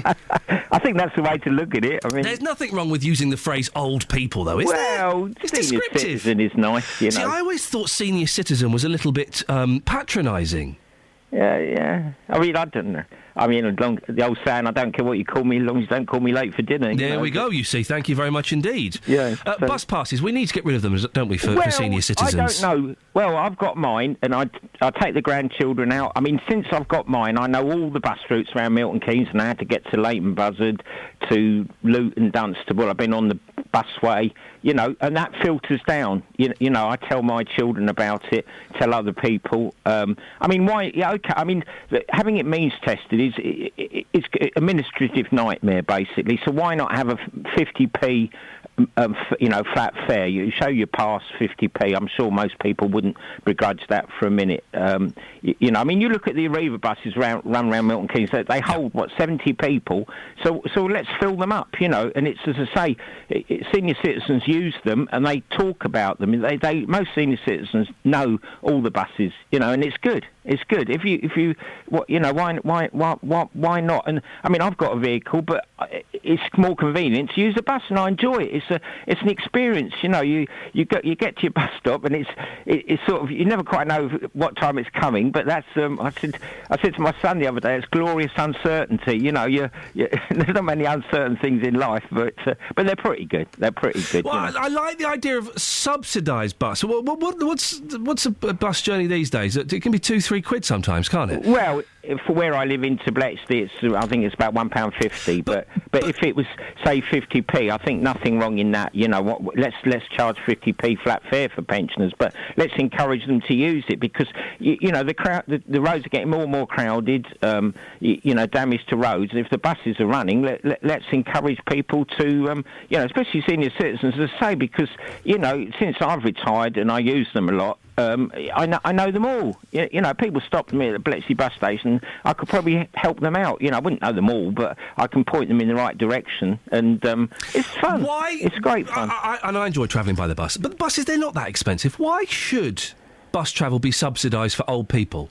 Oh, yeah, but on the other hand, if you don't, a little bit, you might find that those people don't use it at all. So, middle of the day, okay, I've got to pay 50p before 9:30, but middle of the day, they run around not that busy. So where I live, there's a bus every 8 or 10 minutes, number 5 into Bletchley. So let's get people on them. And what about the cut-off? £25,000. If you've got over 25 grand in your bank account, you are wealthy enough to travel on the bus without any subsidy or free bus pass.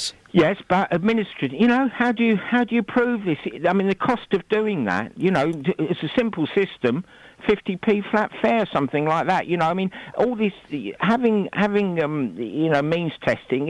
You've got to employ a whole army of civil servants to administer it. It's just the whole thing gets bogged down, doesn't it? I mean, a lot of people have got loads of money anyway. Probably even if they have a bus pass, they don't use it. And they don't. They should get rid of those bus passes then, because that's my money that's paying for them. Yeah, but if you have one, okay, I don't know what they cost to produce, say £10, £20, but probably councils only get charged per, because you swipe it as you go in, you swipe it. So the council probably play a pro rata rate on how many are used. You see, Paul, so if you hold one and you don't use it, TV licences for the over 75. TV licences for the over 75. That is a nonsense, isn't it? Because television is a luxury. It's not a right. Yeah, but I don't know. Yeah, I mean, if you get to 75, I mean, I'm well into my 60s now. If you get to 75, it's a nice little bonus to look forward to. It doesn't cost the country very much money.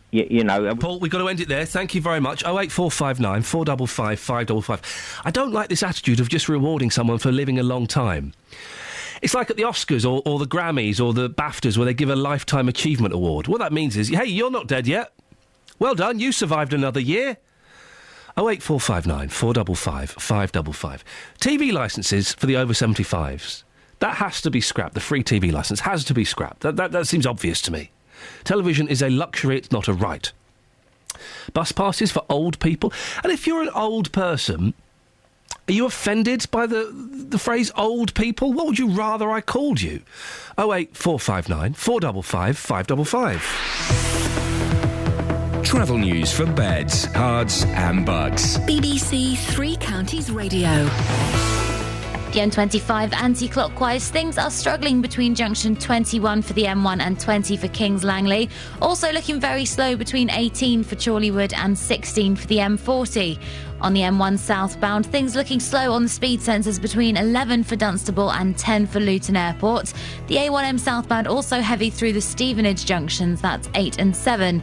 On public transport, First Capital Connect have service suspended between Finsbury Park and Moorgate. I'm Alice Glossop, BBC Three Counties Radio. Alice, thank you very much. Right, it's coming up to 7:46. It's Monday, the 6th of January. I'm Iain Lee. These are your headlines on BBC Three Counties Radio. Bedford is to finally get a new bus station after years of false starts and delays. The Chancellor's to warn today that more government cuts will be needed to deal with the deficit and stabilise the economy. In football, Stevenage will face Premier League side Everton in the FA Cup 4th round. Coming up, more about the Wolverton Health Centre and what are we supposed to call old people? Joyce in Leagrave doesn't like the phrase old people. Well, what am I supposed to say then? 08459 455 555. And if you are an old person who's talking about respect, can you not be so rude to Kelly and Catherine when they answer your phone calls and then not hang up on them, please? Thank you. Beds, Hearts and Bucks weather. BBC Three Counties Radio. Hello, hi, a very good morning to you. We've got some heavy showers around for the rest of the day today, certainly the risk of them, perhaps a little bit of hail, some thunder in the mix at times too, so terribly exciting, along with some squally gusts of wind.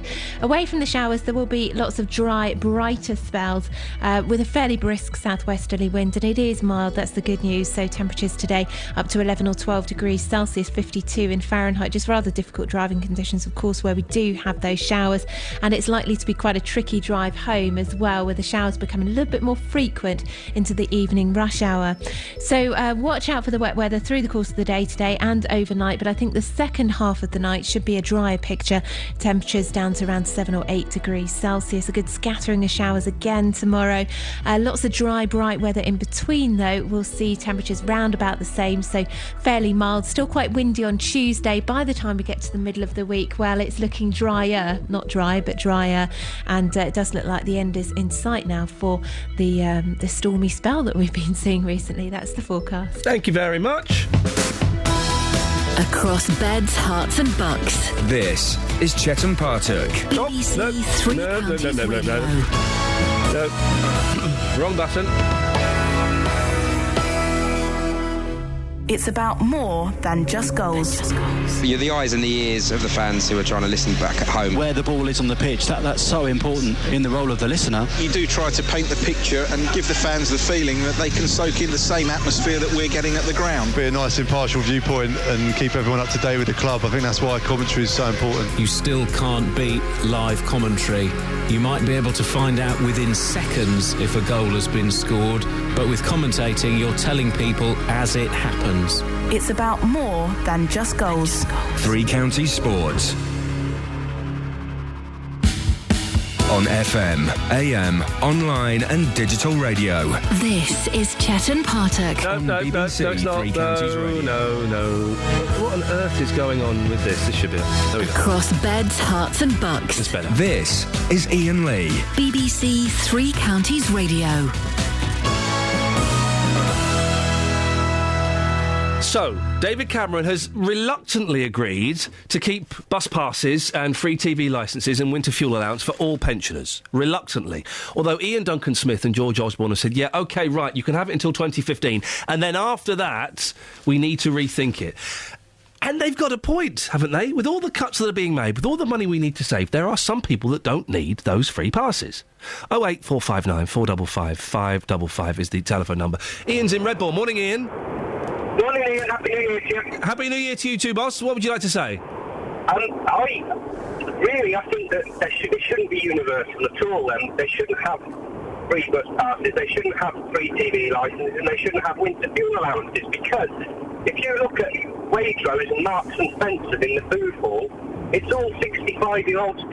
It's not people my age. We have to get Tesco's and Sainsbury's. That's what the first point. I can't afford a regular shop in M&S. Now and then I'll treat myself, but I can't afford that. And you're right, it is all pensioners in there. It is all pensioners in there. And the second thing is, these people 65, 70 now, you know, for example, my parents bought a house in 1987 for £45,000. They sold it in the year 2000 for £180,000. Boom.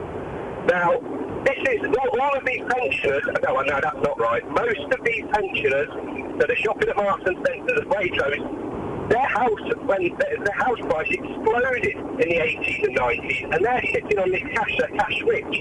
The people that we should be looking after are the pensioners that really do have nothing. They're not sending winter fuel allowances to people who have second homes in Spain. Ian, I'm going to let you go because the line's not great, but I think you made your point. Thank you for that. Ian is suggesting there that lots of pensioners are property rich, and some even have properties abroad. George is in St Albans. Morning, George. Are you property rich? I've got a house. I haven't got property anywhere else. How much is your house worth? My house is worth $500,000. Flippin' X, you're loaded. No, I'm not. The house is. I can't live off of the house. Have you paid off the mortgage? Pardon? Have you paid off your mortgage? I paid off my mortgage 30, 40 years ago. Right, then give up your free bus pass. Why? Do you ever get on the bus? Yes, I love it. I love travelling by bus. You do travel on the bus? I do a lot, yes. Do you notice how much the fares cost? They cost a few quid, yeah. Yeah, they do. If you go from Chiswell Green, where I live, to St Albans, it costs you £1.50. Well, hang on, that's nothing. It's nothing to you. Well, you're sitting on £500,000. I haven't got £500,000. I've got a load of bricks built into a shape of a house. How big is the? How big is this house? How many bedrooms? A semi-detached, 3-bedroom house. How many people live in that house? One. Sell me. it. I'm afraid my poor wife died. I'm sorry to hear that, George, and that obviously is very sad. But why didn't you downsize? So get somewhere, nice little 1-bedroom apartment.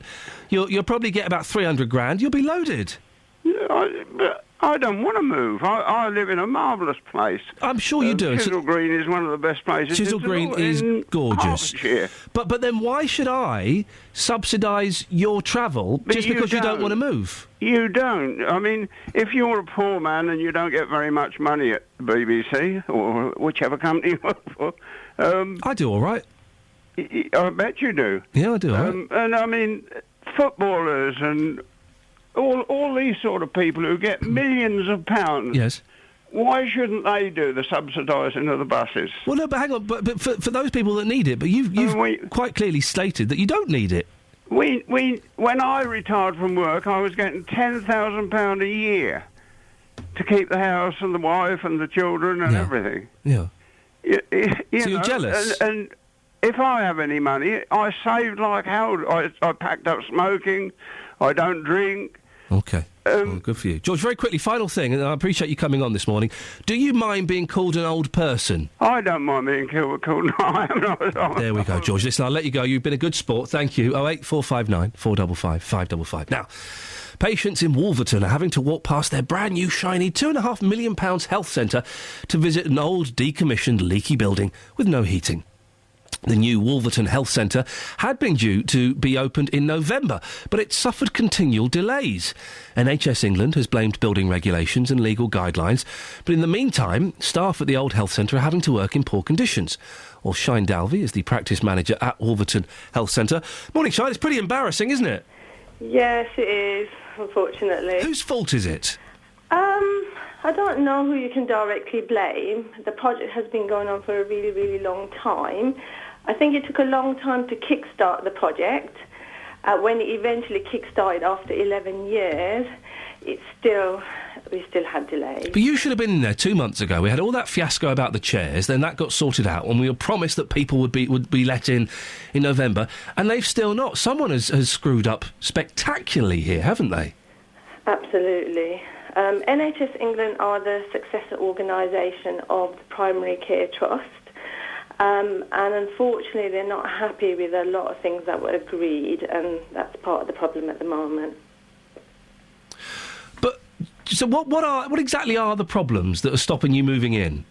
The whole project in itself. One of the problems were the lift, which has been approved now. The list? Yes. What does that mean?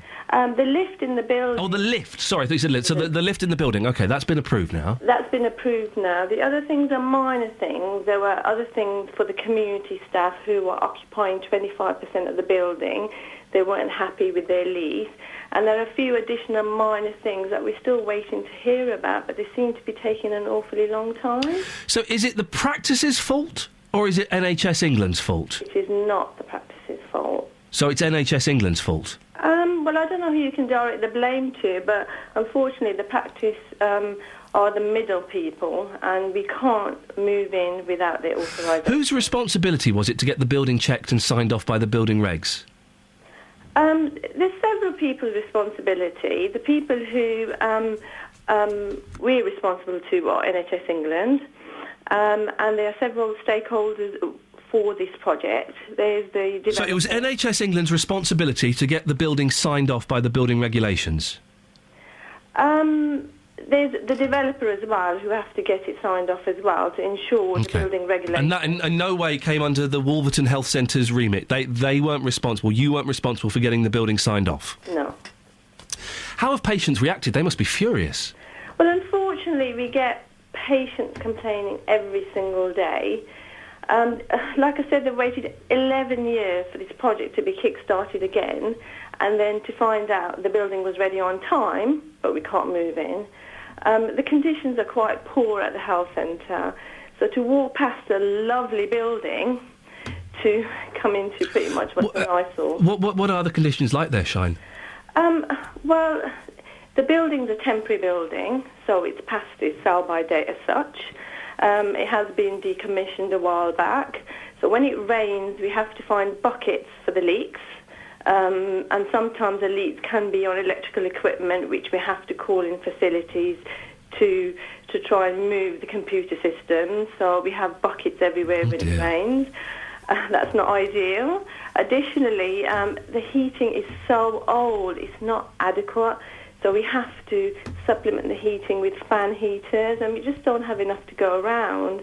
Even with the fan heaters, there's gaps in the ceiling which gives out a lot of cold air. Staff have to sometimes wear their coats. And that, again, is that's not not ideal. good enough, is it? Shine, have you got any idea when you'll be able to move into this fantastic new health centre? Unfortunately not. We have never been given an ETA. That must be very frustrating. It's frustrating, absolutely frustrating, because obviously for the new building, whatever was set up, I have to keep speaking to the suppliers to tell them I don't know when, and I feel like I'm repeating myself constantly. So I cannot make any plans at all. I've been sent a statement. NHS England refused to come on the show this morning, but they've sent a statement. Let me just read you a bit of this, Shine. As we noted before, there are legal guidelines and building regulations that must be met. As soon as there is confirmation that the outstanding issues have been resolved, a time frame for the move can be shared. Does that fill you with confidence? Well, I think it fills me with confidence once I have a time frame for the move. I think we've been waiting for quite some time. I think we need that as soon as possible. Shine, listen, we have to end it there. Hopefully we can talk to you soon when we have a date. Shine Dalvey, Practice Manager at Wolverton Health Centre. If you are using the old Wolverton Health Centre, can you give me a call? Just how bad it sounds awful. 08459 455 555. Travel news for beds, cards and bugs. BBC Three Counties Radio. The M25 anti-clockwise is stop-start now between junction 21 for the M1 and 16 for the M40. The M1 southbound slow going between 11 for Dunstable and 9 for Redbourne. On the A5 southbound also struggling, that's between Kensworth and the M1 junction 9. In Milton Keynes, standing way looking busy into the centre of town, and on public transport, First Capital Connect have service suspended between Finsbury Park and Moorgate. I'm Alice Glossop, BBC Three Counties Radio. Thank you, Alice.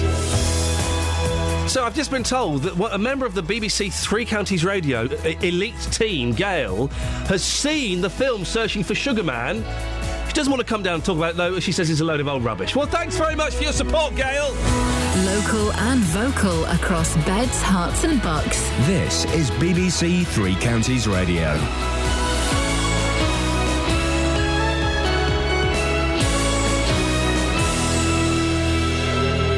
It's 8 o'clock, I'm Jane Killick. The headlines: Bedford to finally get a new bus station. Chancellor warns of more austerity, and still no opening date for the Wolverton Health Centre. BBC Three Counties Radio. The long-awaited redevelopment of Bedford bus station is about to get underway. After years of plans which came to nothing, the bus station will be knocked down and replaced. Labour councillor Sian Hunt worked on the plans over the years when she sat on the Town Centre Management Committee. Even though it's not the original scheme, I think this revamped scheme, firstly the car parks and the toilets will be better, and the way in which everything is being planned to be done, I think will make it a much more pleasant place to catch a bus. 4 masked men with copper pipes made to look like guns robbed the Asda supermarket in Biggleswade at the weekend. The robbers assaulted a security guard and threatened staff as they were cashing up at the shop in Church Street at 10 p.m. on Saturday night. They took a large amount of cash and made their getaway in a dark blue Audi A4 with false 52 registration plates, which was driven by another man. The Chancellor George Osborne is warning that 2014 will be a year of hard truths with further significant cuts to public spending. More details from our political correspondent Carol Walker. In his speech today, he'll say that painful cuts have reduced the deficit by a third. But he'll point out we are still borrowing £100 billion a year and paying half that amount in annual interest on our debts. The Chancellor will, though, please many in his party by saying that permanently cutting spending is the way to permanently cut taxes. Robbers have gone on a spree in East Hertfordshire, raiding around 15 vehicles for jewellery, sat-navs, audio equipment, cash, sunglasses and golf clubs. Between Saturday afternoon and early Sunday morning, they got into the cars and vans in Great Amwell and Ware, some of which had been left unlocked by their owners. The robbers climbed over walls or forced their way through locked gates to get to some vehicles parked on driveways. NHS officials say they still don't know when the new Wolverton Health Centre will open. The brand new building was due to be completed and ready for patients last November. Sarah Dockery from the Wolverton Patient Participation Group says she understands legal issues and problems with building regulations have been resolved. But I think the most embarrassing thing has actually been that we've not been able to give patients a full explanation. It's been very hard to have consistent responses from NHS England and the developers, because I think patients do actually understand if there's a genuine reason why we can't move in. Obviously, patients would want it to be resolved. In football, Stevenage have drawn a home game against Premier League side Everton in the FA Cup 4th round. There's also a chance for Watford and the MK Dons to play top-flight sides, but both need to get through replays first. Watford have drawn Manchester City or Blackburn at home if they can beat Bristol. The MK Dons will play Crystal Palace if they win their replay against Wigan. The weather, windy with sunshine and scattered blustery showers, some of them heavy with a chance of hail and thunder this afternoon, a high of 10 Celsius. And get the latest news and sport online at bbc.co.uk/3 counties.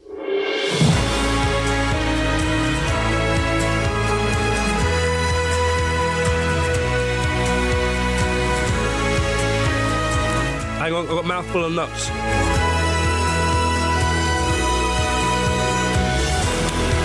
That's better. Morning, this is Iain Lee, BBC Three Counties Radio, back from Christmas and New Year, here every weekday morning between 6 and 9 a.m. Lots to talk about this morning, including new bus station in Bedford. At last! Should old people get free bus passes and free television licences? And women, admit it, come on. You agree with Kirsty Allsop, you enjoy doing the housework. Also, we've been talking about the Wolverton Health Centre. It's still not open, 2 months after it was supposed to open. If you've used the old Wolverton Health Centre, just how bad is it? We spoke to the practice manager, who said there are leaks, there is wind blowing through, the doctors have to wear coats. Do get in touch, 08459 455 555. You can also send me a text, 81333. Start your text 3CR. Across beds, hearts and bucks. This is BBC Three Counties Radio. We were talking about the Wolverton Health Centre, how it's still not open. We spoke to Shine Dalvey, who is the practice manager at the Wolverton Health Centre. They're having to use the old health centre, Well, Grant is outside now. Morning, Grant. Yeah. Grant, you're queuing up to use the health centre this morning, are you? Well, you have to queue up to get an appointment, like, for that day. There's only way to go in the morning on my way to work. Especially for my daughter. Got a really bad cough. So, yeah, I'm in the queue right now. How many people are in the queue? Well, about 25. Wow. There's people with little kids here as well. Yeah. And what are conditions like in the health centre? It's sort of an old building. It's not very modern. It's not terrible. Do you know what I mean? But it's just not very sort of modern. No. Yeah. We've been told that there are leaks and that there are drafts and it's pretty unpleasant inside. I mean, you know, I don't have to go that often, luckily, and I've never noticed any of them sitting in reception or in any of the offices. You know, when you get called to the doctor. So maybe it's if you're a bit older, you might be more, susceptible to feeling drafts and stuff like that. Okay. Grant, you also it says on my screen you want to talk to me about the Beatles. Well, do you remember I chatted to you before about my Beatles tribute band? Do you remember? Oh, yeah. So we've got a gig in Boreham Wood, Hertfordshire, on the 1st of February. Yep. And the boys are willing to come in and play and do a few tunes if you would have us. You're in. You're booked. You're booked. I've got Ringo. No, I've got George and Paul and myself, John. And I haven't chatted to Ringo yet, but we could do like an acoustic-y thing. But listen, stay on the line. Speak to Kelly Betts. You're booked. You're coming in. Can you do me a favour, though, Grant? Yeah. We also had a phone call from Jane, who stood in that queue that you're in, but her phone is off. Could you just shout out and see if there's a Jane there, please? Really? Yeah. Everyone will look at me. I know. Okay, hold on. Jane? Is anyone called Jane there? Are you Jane? Jane, you're back there. Were you talking on the radio before? Oh, give Jane your phone if you don't mind. Iain Lee wants to have a word. Hold on.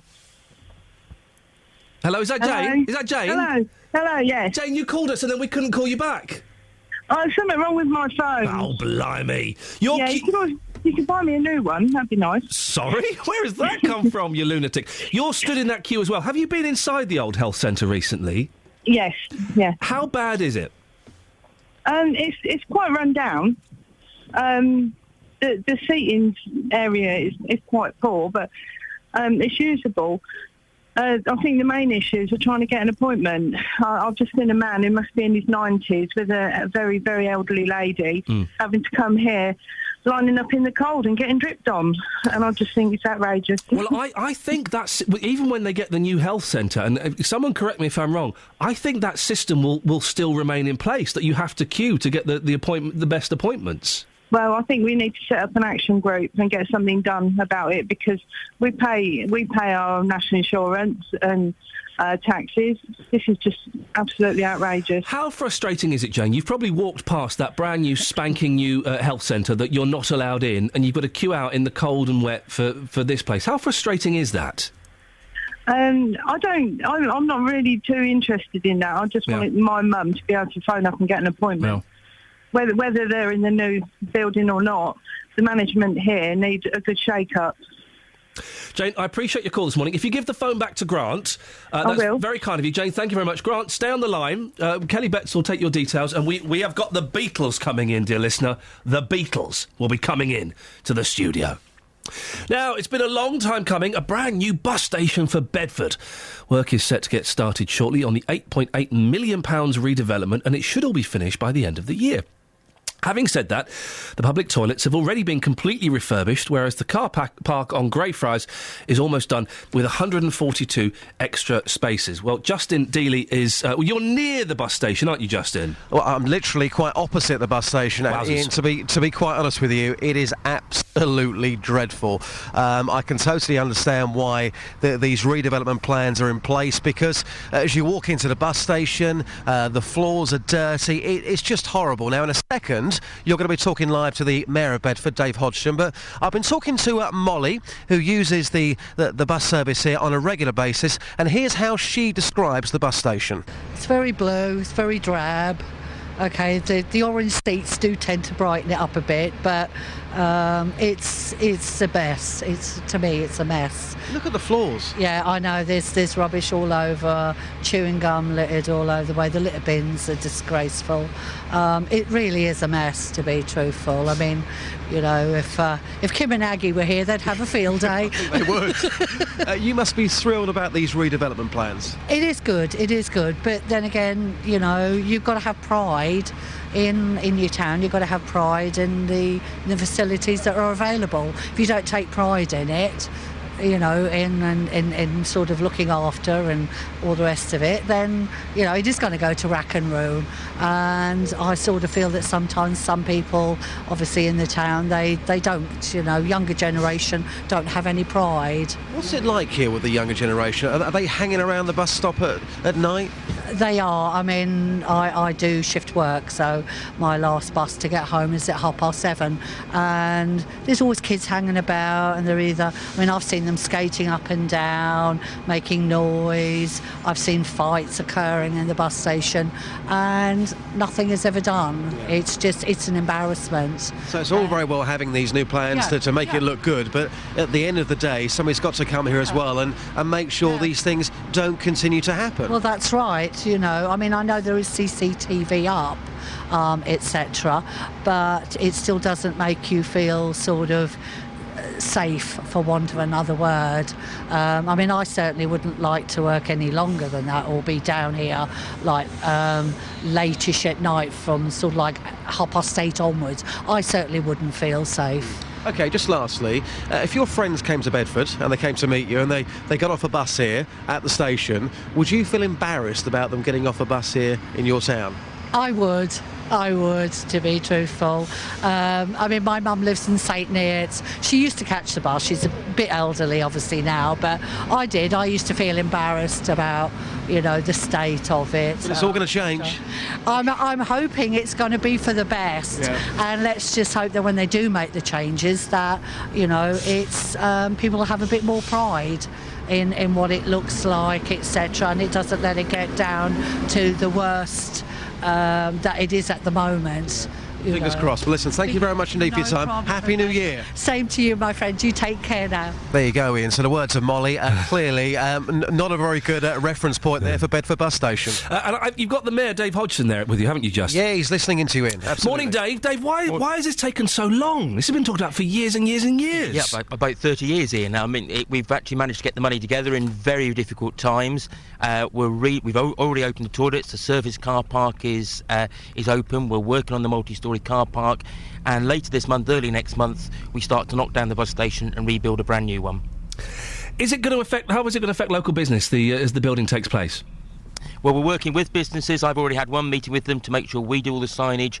Obviously, as we knock down the bus station, we're going to have to change where the buses depart from. And we've got a road show in Church Square just behind the bus station on the 15th and 22nd of January. I'm going to make sure we keep all the use of the bus informed, because obviously it's a 40-week project. We want to make sure people can still use the buses during the time we're rebuilding the bus station. Now, Dave, 8.8 million sounds like a lot of money. It's a lot less than you were originally aiming for. Are you going to be able to achieve what you want with that much money?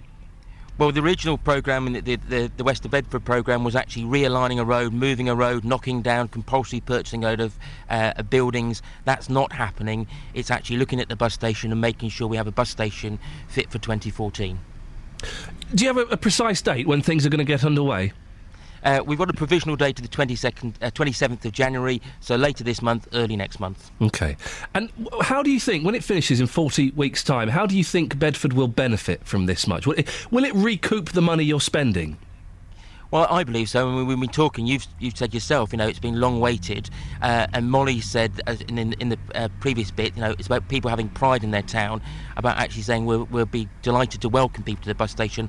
I think that will actually have a good effect to the town centre. Well, Dave, listen, I wish you the best of luck. I'm hoping it all goes to plan, and we'll speak again as the project progresses. Thanks very much for your time. Mayor Dave Hodgson.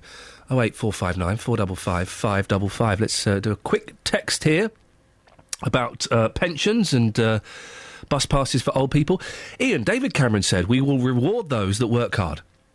So far, if you manage to get to a pensioner's age, you could have your head hard-earned money taken away by including your house if you need care. I don't quite understand this.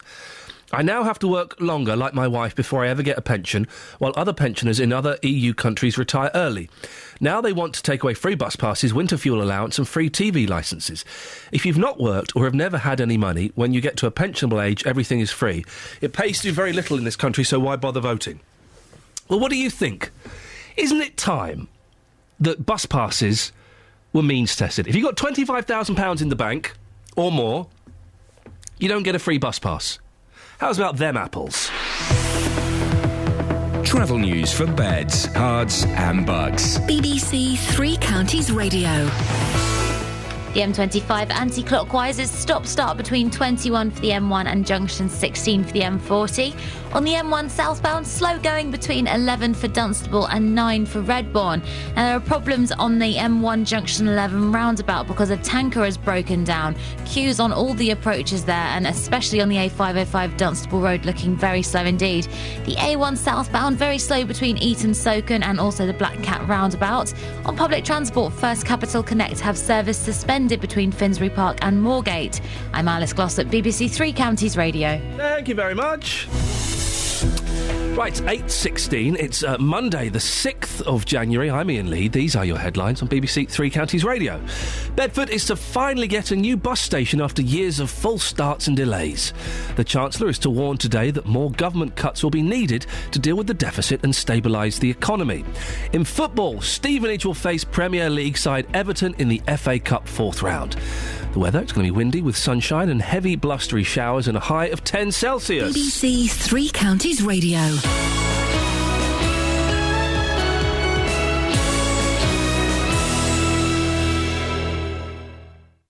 Nick Coffer on BBC Three Counties Radio. Every weekday between 12 and 3, I'm here with a little bit of celebrity. My geography teacher at school resurrected a jazz standard song, which was Won't You Come Home, Bill Bailey. It made me dedicate myself to trying to be better. I always felt that wasn't quite good enough. Expert advice. Absolutely, you've got it, you've nailed it. I am so happy, thank you. And loads of really great music. Nick Coffer, weekdays from 12 on BBC Three Counties Radio. There we are. Hello, Tim. Nice to see you. Hello, morning. You haven't seen Searching for Sugar Man, but you've heard the record. I've heard the record. I think it's brilliant. Yeah. And after listening to your show this morning, I do feel like I have seen the film as well. It's about this singer, Rodriguez. Yes. Okay. And in 1969... Oh, here we go. No, what? Because we had this morning. Anyway, it's about this singer, Rodriguez, 1969. Dennis, are you with me? Yeah, Rodriguez, yeah, I've seen that, yeah. Kath, are you with me? Hey, Whippets, I've seen it, yes. Oh, wow, no, I haven't seen it. You were not... Oh, no, well, I was listening vaguely. I thought you'd be on my side. We're of a similar age. Yes. No, I'm on your side. I'm aware it's a very good film. I'd like to see it, and I do think the music's fantastic. And I love the romance of the story. I'm very much caught up in the romance of that particular story. Okay, so basically... Oh, no, please. Can you cut in from halfway? What's on your show, Tim? Right. Yes, well, I've been enjoying your conversation this morning about whether or not it's reasonable to perhaps remove the universal benefits of the winter fuel, the TV licence, the bus pass for pensioners. And I don't think I've heard one solid gold argument as to why we should maintain them necessarily. It seems like the Lib Dems, Labour, a number of prominent Conservatives all agree it's time we took it away. David Cameron, I think, we'd all agree for some time it has been quite clear on this that he absolutely wanted to ring fence it, although after Mar this weekend I'm a bit unsure now as to whether or not he will do or not when it comes to the next Parliament. But people often will talk about people like Peter Stringfellow, for example, as these well-off pensioners who obviously don't need it. But I was talking to my dad last night. My dad's 70 years old. Yeah. And I said to him, do you need your winter fuel allowance? He said, no. I said, do you need your bus pass? He said, no, I never use the bus. I said, so is there any point in you having it? He said, no, not really. And I think there would be... my parents aren't particularly well off. They're just your average couple who've saved quite hard over the years. Yeah. They do own their house, although house prices obviously a lot cheaper when they bought it. But I'm not sure that there is any reason now to have this assumption that you get to a certain age and you'll get things for free. I know it's something I've heard you say this morning. But I am open to reason, of course, open to people's phone calls. Is there any good reason to give benefits to well-off pensioners? So it's 08459 455 555. You can text me 813 starting your message with 3CR. The winter cold is. I'm just battling it. Hence the scarf around the old Adam's apple. Woke up with a little throat. Did you? Yeah, I've got a little throat. I might have to have some time off sick. Did you have anything in it, or? Across beds, hearts and bucks. This is Iain Lee. BBC Three Counties Radio. Here we go. Lots to talk about. You can give me a call about enjoying the housework, although I suspect the majority of you want to talk about bus passes. They are being brought into question again as to whether everybody should be entitled to a free bus pass just because they're old, just because you've reached a certain age. 08459 455 555. If you use your free bus pass, or if you have a free bus pass, how important is it in your life? Does it make a huge difference to your life? Or are you like Tim's parents? Don't use it. Not that bothered. Rita's in Farley Hill. Morning, Rita. Good morning. Rita, what would you like to say? It makes a big difference in my life. Tell me how. Well, I'm a pensioner, and I've worked all my life, and in other countries, pensioners get treated properly, not in this country. Well, why do they not get treated properly? Well, I'm Irish. And in Ireland, the pensioners get everything that they're entitled to. Well, what do you mean? They get free phone. What? Free phone, free travel. Free phone? Yes, free phone, free travel, free fuel when they become a certain age. And they do abroad as well. I've worked all my life in this country, and I think anybody, yes, the very rich who can afford to go by car and have cars and who have earned that money, they should give back the passes if they can. You've proven, Rita, why we shouldn't be giving so much free stuff to elderly people. We should be giving it to people who need it. Shall I tell you how you've completely backed up my argument? Why? Ireland went bankrupt spectacularly, didn't it? Yes, but Ireland are back now. Do you not think that maybe one of the reasons that they went bankrupt spectacularly was because they were giving old people everything they wanted? Free phones? Are you having a laugh, love? No, I don't. That's insane. No, it's not. What, so we can pay for some old person to phone up some chat line or something? When I worked... Some old codger phoning up Babe Station, I'm paying for it. When I worked, I subsidised everybody. So you subsided them? Well, I put it in my money, and like you do. Yeah. And does the government get free petrol allowance? I don't know the specifics of that. I don't see the relevance. Well, the relevance is they get free travel everywhere when they're going anywhere. I'm sure they don't put their hand in their pocket for the pay. Rita, thank you very much indeed. Free phone calls in Ireland for old people. Come on. No, what, so Dennis can phone up Playboy TV? No, I'm not having that for 1 second. And Ireland, well, it didn't just go bankrupt, it went amazingly bust. Could be a connection there. Shirley's in Milton Keynes. Good morning, Shirley. Good morning, Iain. Shirley, what can I do for you this morning? Well, about the bus passes. Yeah. If I didn't have my bus pass, I would be housebound. I would not go anywhere. And I just feel it's knocked the pensioner every single time. They've cut pension credit, which has made me a lot worse off. And now they want to do away with the bus passes. I pay for my television licence because I should be 70 this year. Yeah. So I pay for my television licence. But I just live from week to week, hand to mouth from week to week. Everything is going up. All the fuel bills are going up. My fuel allowance goes on my fuel. And it's just a case of not the pensioners. Why don't they start at the top with themselves? Start with themselves and start cutting all their blinking benefits. Well, they have, don't they? They've cut knocking the pensioners all the time. I'm getting sick of it. The politicians have cut their what they can their allowances, haven't they? Well, so they damn well should. Yeah, well, they've done it. So we do. Well, yeah, because that's part of the job description. It sounds like the old jealousy.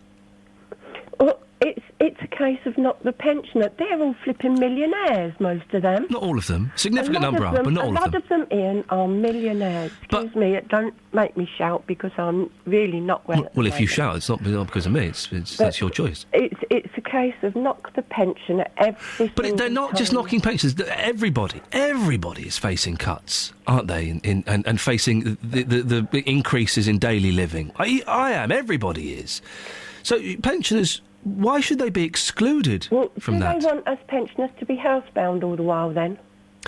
Do you live in your own home? Have you paid off your mortgage? No, I haven't paid Have you got more than £25,000 in the bank? Oh, no, I've got £59 in the bank. Well, then surely, under my regime, you'd still be allowed subsidised bus travel. You wouldn't be allowed a free TV licence, though? No, I'm not allowed a free TV licence, not till I'm 75. Well, even then I wouldn't allow that. But I would allow you to travel on the buses. Oh, that's very nice of you, Ian. You're very welcome. I've got a heart. I sometimes wonder. Huh? I sometimes wonder, because you seem to have knocked the pensioners something chronic this morning. These bus passes. I've just given you a free bus pass, Shirley. Well, I'm entitled. Well, if I were king, you would be entitled, yes, but not everybody would. There are some people, and you must agree, there are some people. Peter Stringfellow.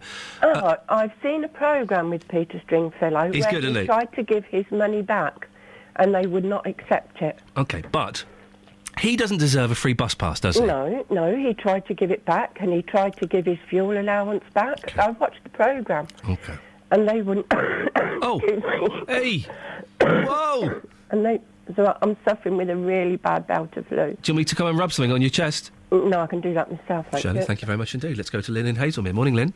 Morning, Ian. Lynn, I'm back. Well, thank you very much. And what a pleasure it is to be back as well. Lovely. Yes. What do you reckon about these bus passes? Well, as I work in sheltered housing, I manage 3 different schemes, and I think if you took away the bus pass, then a lot of mine wouldn't be going anywhere. And it's almost like a treat, you know. They can go into town, or they can, a couple of them go off at different places with their bus pass.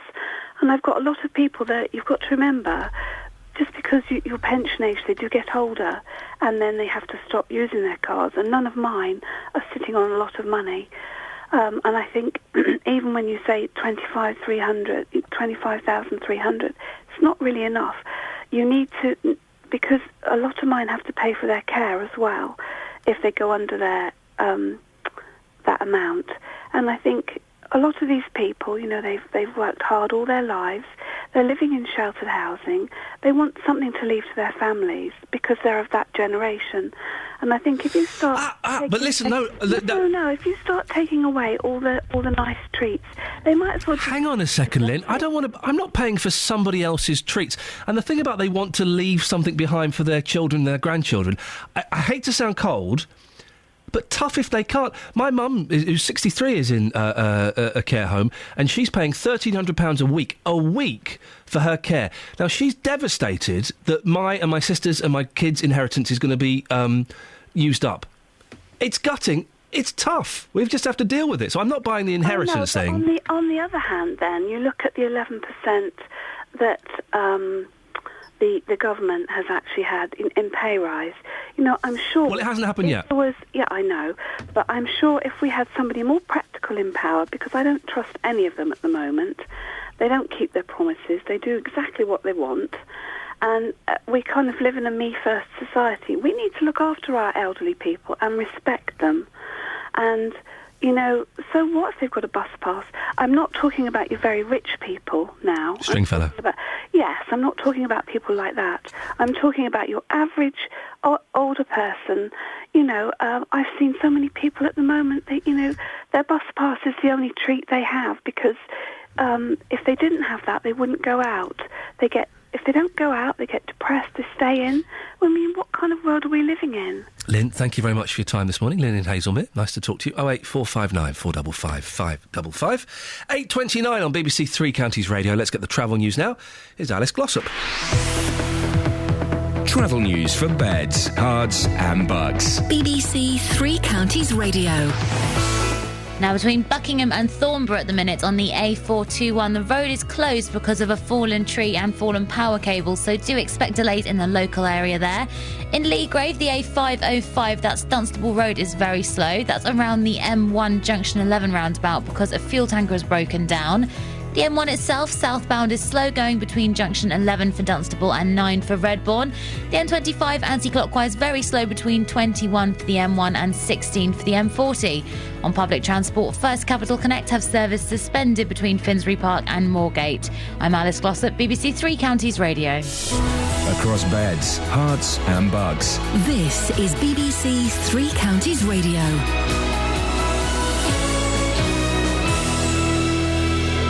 It's 8:30. I'm Jane Killick. After years of waiting, bus passengers in Bedford are to finally get a new bus station this year. Work will start shortly to knock down the current building and replace it with a new one. 4 masked men with copper pipes made to look like guns robbed the Asda supermarket in Biggleswade at the weekend. The robbers assaulted a security guard and threatened staff as they were cashing up on Saturday night. And the Chancellor says a further £25 billion of spending cuts are needed before the deficit is eliminated and Britain returns to surplus. The weather, it'll be windy today with sunshine and scattered blustery showers. On to sport, and in football, the FA Cup fourth round draw was made yesterday and Watford, MK Dons and Stevenage could all face Premier League opponents. Our sports editor Jeff Doyle reports. Stevenage's reward for beating Championship opponents on Saturday is a home tie against Premier League high flyers Everton, whose manager Roberto Martinez won the cup last season. The sides played each other in the Capital One Cup earlier in the season and Stevenage took Everton to extra time. If Watford beat Bristol City in their third-round replay, they could face another trip to last year's losing finalist Manchester City, who they lost to last season. That's if City beat Blackburn. And if MK Dons get past Wigan in their replay, they'll host Premier League strugglers Crystal Palace.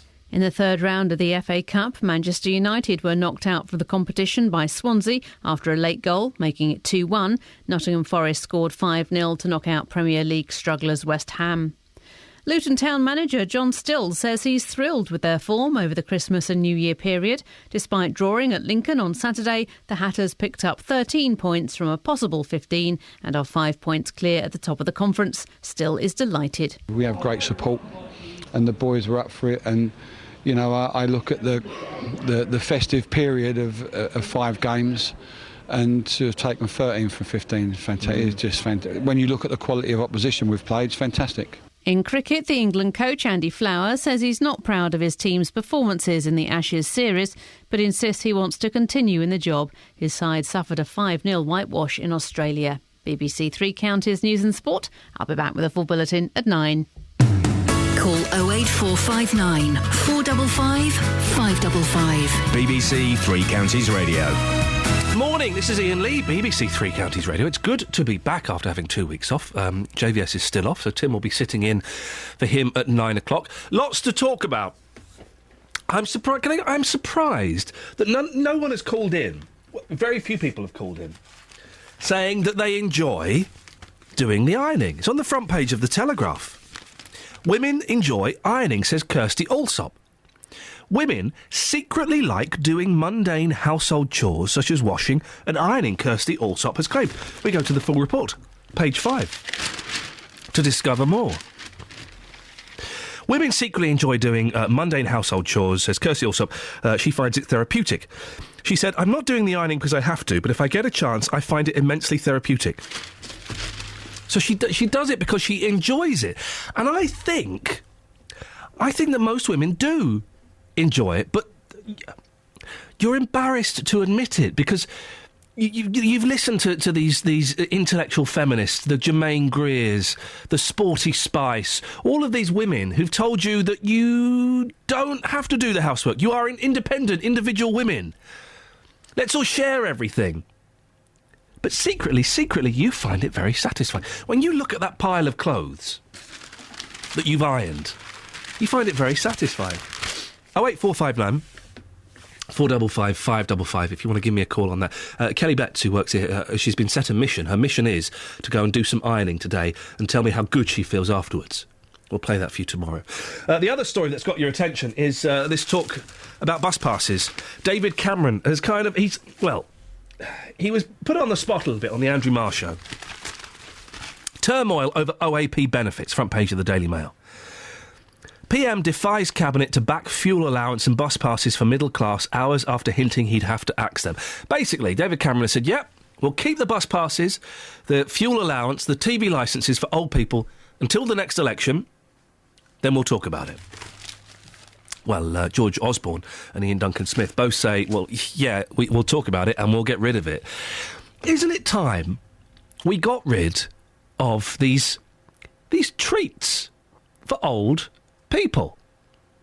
08459 455 555. Derek's in Milton Keynes. Morning, Derek. Good morning, Ian. How are you? Yeah, I'm good, thank you. What do you think? I came on because you made a statement earlier that bus companies are losing a fortune because of this. Yeah. They're not. They are getting the payment from the tax.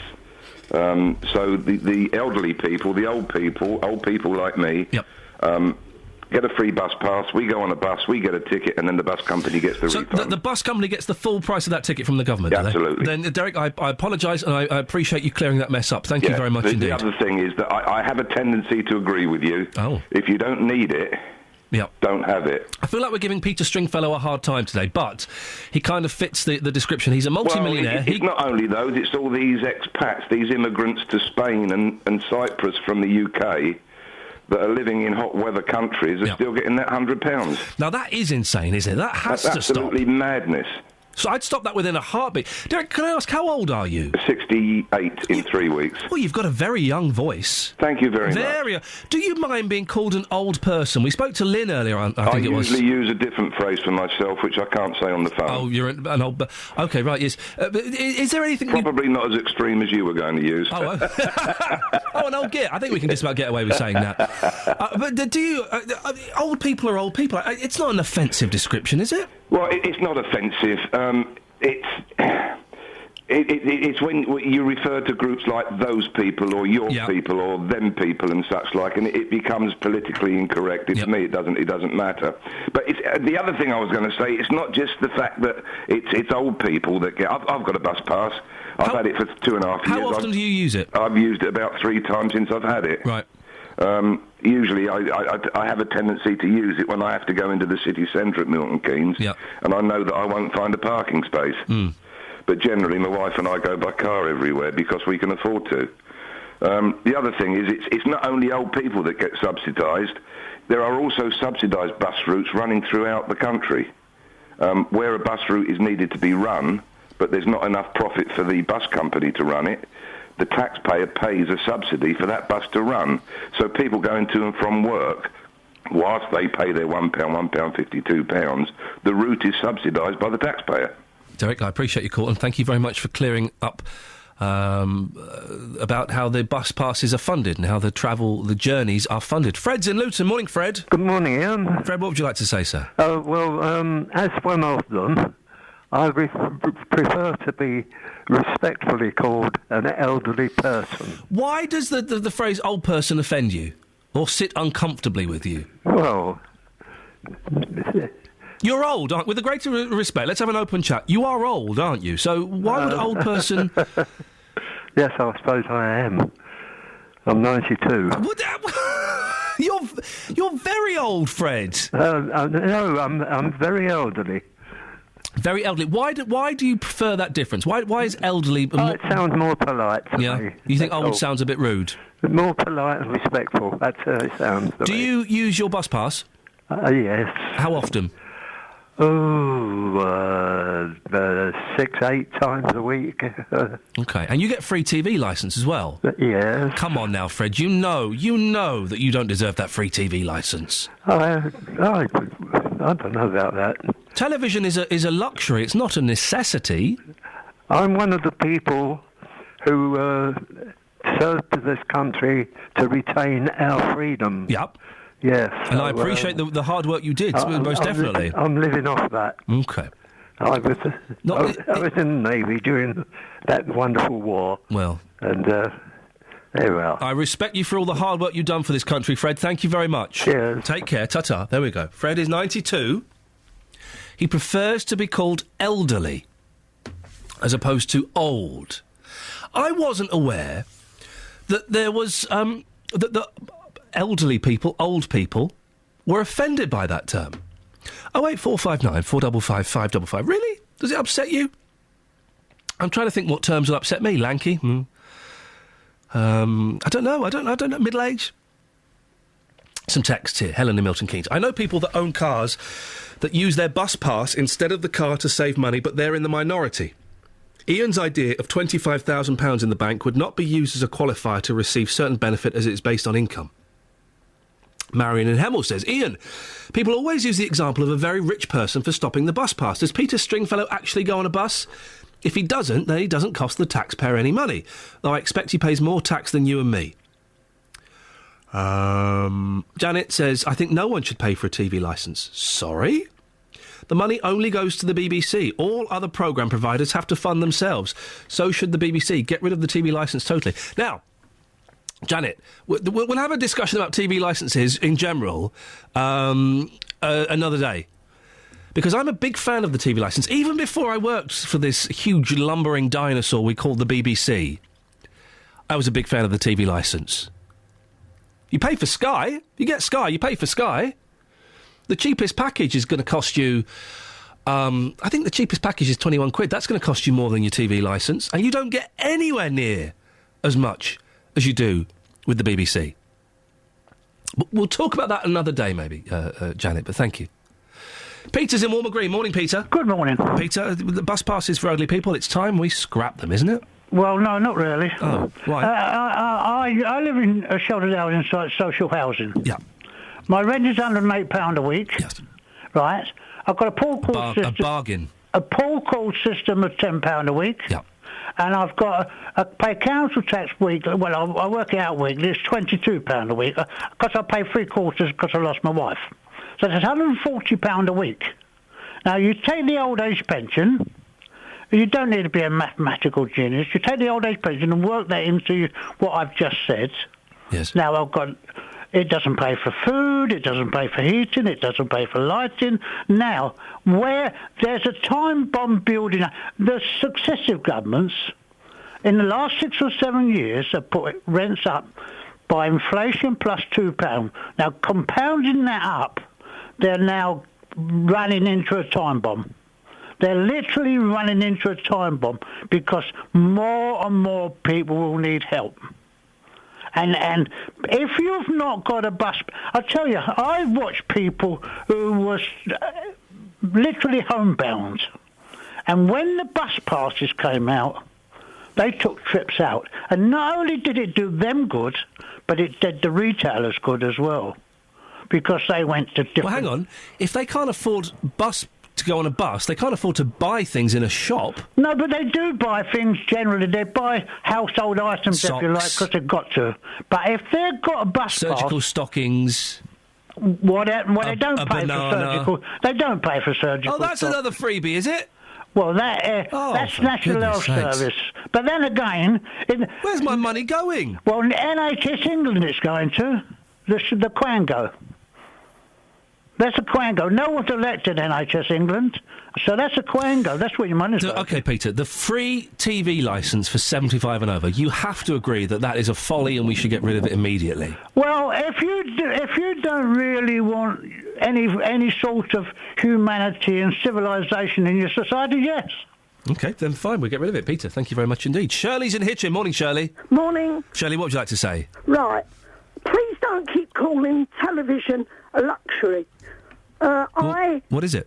Well, I'm amongst a lot of elderly people who can't get out. Yeah. Now, they listen to the news and they keep in touch with the world. How are they going to keep in touch with the world? Shirley. Right. Shirley. Now, listen. Shirley. No, let me have my say. Now, my husband has had a stroke, right, and I had to go away. He couldn't get out, and I couldn't find anyone that will get him a TV book. A TV book? Yeah, so that he knew what was on television. A Radio Times? Other people have got their own lives to live. They haven't got time to run around after neighbours, right? I mean, television is the only contact that he has with the outside world. No, that's wrong, Shirley. He has you. Yeah, well, I'm getting old as well. Yeah, but he has contact with you. Television, and I'm sorry about your husband's situation, but television is a luxury. No, it's not. Of course it is. What did we do? What did we do 70 years ago? What did we do 70 years ago? We didn't watch TV. It's a luxury. It's yes, if you can afford it, then have it. But to say it's a necessity, it's a right to have television. You should be phoning up Sky, getting them to give you Sky Movies for free if it's a necessity. If it's a right. No, a basic television programme. I mean, we haven't got Sky or anything like that. And the other thing is, regarding the bus pass, now I mislaid my bus pass and I had to pay £5 to get a renewal. So obviously that covered the cost, right? So £5. Now, a lot of these rich people that you're having a go about never use their bus pass anyway. Stringfellow again. You know, no, not only him, Alan Sugar. I mean, he probably never uses a bus pass. Now, the other day I was at the bus stop. Yes. There were 6 of us, and 5 of us were drivers, right? But because the fuel's so expensive, we use our bus pass, but we keep a car. I have to have a car because my husband's not mobile. Shirley, I've got to end it there. You got your point across. Thank you very much indeed. I do disagree strongly, though. Television is a luxury. Yes, it may play a more important role in some people's lives. It obviously plays a very significant role in Shirley's husband's life. But, I will not buy that television is a necessity. 08459 455 555 846. Let's get the travel with Alice. Travel news for beds, cards and bugs. BBC Three Counties Radio. The A421 between Buckingham and Thornborough is closed because of a fallen tree and fallen power cables, so do expect delays in the local area there. In Leagrave, the A505 is very slow up towards the M1 Junction 11 roundabout because a tanker has broken down. The A5 southbound slow between Kensworth and the M1 Junction 9 for Redbourne. And the M25 anti-clockwise is still really struggling between 21 for the M1 and 16 for the M40. On public transport, First Capital Connect have service suspended between Finsbury Park and Moorgate. I'm Alice Glossop, BBC Three Counties Radio. Alice, thank you very much. It's coming up to 8:47. It's Monday, the 6th of January. I'm Iain Lee. These are your headlines on BBC Three Counties Radio. Bedford is to finally get a new bus station after years of false starts and delays. The Chancellor says a further £25 billion of spending cuts are needed before the deficit is eliminated and Britain returns to surplus. In football, Stevenage will face Premier League side Everton in the FA Cup 4th round. And I'm looking at my screen. The phones have gone mentals. What have I just said? We'll find out after we get the weather with Elizabeth. Beds, hearts and bucks weather. BBC Three Counties Radio. Hello, a very good morning to you. We've still got the risk of some pretty heavy showers across the three counties for the rest of the day today. Perhaps a bit of thunder, some hail, heavy downpours and some squally winds making for difficult driving conditions. But there are lots of dry and bright spells in between, don't worry. A fairly brisk southwesterly wind for the rest of the day, gusting perhaps as high as 30 to 40 miles an hour. Throughout all of this, it is staying mild. Top temperatures 11 or 12 degrees Celsius, 54 in Fahrenheit. Now, the risk is that we'll see the showers become a bit more organised, a bit more frequent, perhaps heavy through this evening's rush hour, so likely to be a wet drive home for many of us today. But it should be drier, I think, particularly towards northern areas by the time we get into the second half of the night. Temperatures down to between 7 and 9 degrees Celsius. So into tomorrow then, and another good scattering of showers, still that brisk southwesterly wind. Things should turn a bit quieter and a bit drier as well from midweek onwards. That's the forecast. I'm sorry, I've just been sent the most ridiculous email I've ever seen. Let me play this, and I'm going to read you. Stan, what on earth are you banging on about? If you've missed any of the programmes from the last week, you've missed things like this. It's a chance to revisit the many spiritual beliefs of our friends and neighbours. But there is a way you can hear it all again. Sexy bell ringing? Does that happen in St Albans? Go to bbc.co.uk/Three Counties and click on Listen Again. People didn't want him here. They didn't like Catherine. They spat on him, didn't they? They did. A matter of faith. bbc.co.uk/Three Counties. An email from Stan. The subject is wrong, wrong, wrong, wrong. 4 wrongs, all in capitals. He's furious. Iain, you really are barking up the wrong tree. In 2014, TV is not a luxury.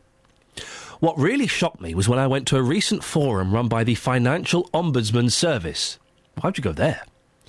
They actually agreed that a large family could class Sky TV as a necessity, as it was the only way to entertain the family. Basic TV is definitely a necessity. Best regards, Stan. Let me just read that again. The Financial Ombudsman Service, those guys are great fun, agreed a large family could class Sky TV as a necessity. What? As it was the only way to entertain the family. Give those people a book token. That's insane. That is a real... I'm speechless and I'm furious. Sky TV is most definitely a luxury. Basic package is £21 a month, OK? I know, I've got it. I refuse to pay for any more. It's the only way to entertain a family. Those people shouldn't have kids. Get some books. We've been playing Snap all Christmas. We've been playing Snap. Get Connect 4. Go and play charades. Go out for a walk in the woods. Go into the local shops and go window shopping. There's so many more things you can do. How about you talk to each other? Conversations! It's quite entertaining. What did you do today? What would you like to do tomorrow? What do you want to do in 10 years' time? Should we go out? How about that? Stan, you've got me angry. Sky TV was a necessity as it was the only way to entertain a family. I found a new way to entertain a family this week. Oh, God. Face snap. Oh, OK. What's that? No, what's that? OK, so you've got 3 basic face snap positions. Yeah. Happy face. Oh. Sad face. Yeah. Funny face. Rock, scissors and paper for the face. It's that, yeah. So you do how OK, you can. OK. So what? Give me the 3 faces. Happy face, sad face, funny face. OK. And who wins? Well, you both win. The person who shouts snap. OK. Happy face. Sad face, funny face. OK. Let's recover your face. So 1, 2, 3. No, you snap. I'm doing sad face. So, OK, have you got to say snap first, have you, and then you win? Yeah, okay. Like you would with snap. All right. Cards. 1, 2, 3. Oh, funny face. Oh, I was doing a smile. I thought I was doing a funny face. No, you were just doing a smile. 1, 2, 3. Oh, sad face. This could go on a bit. Okay, but it takes ages. It's great. Yeah, you can play it in the back of a car. You can play it anywhere. Face snap. We can't do it in the back of a car if you're driving. Well, you wouldn't be in the back of the car, would you? Well, it depends how long I know you've got long legs. Nick's from Watford. Morning, Nick. Morning. Sky TV is a necessity. Well, don't want to talk about Sky TV. The only way to entertain the family. Nick, you're from the olden days. You must have entertained yourself with a stick and a bit of wood. I'm one of them old gits that you was on about. Yes, we love you lot. One thing is, in your grand scheme of things, of doing all these cutbacks, which the government seems to be doing, but squandering money elsewhere, does family allowance come into that? Because I understand you've got 2 children, haven't you? I've got 2 children, yeah. Why do you get family allowance? I bet you earn over 25 grand a year. Oh, I'd certainly do, sir. I'm subsidising you. Yes, you are. Scrap it. I think it's a nonsense. It's ridiculous. Scrap it. Well, that's where I think they ought to start first. Start from the bottom upwards. Oh, hang on. We had someone said we should start from the top downwards. Now we're starting from the bottom upwards. Because you're in a position of privilege. Well, yes. Why not? I think we should start with you people first. Take away my child allowance. It's a ridiculous nonsense. Yes. Why is it? Why don't you? Do you draw it every month? Oh, too right. Why? Is it every month?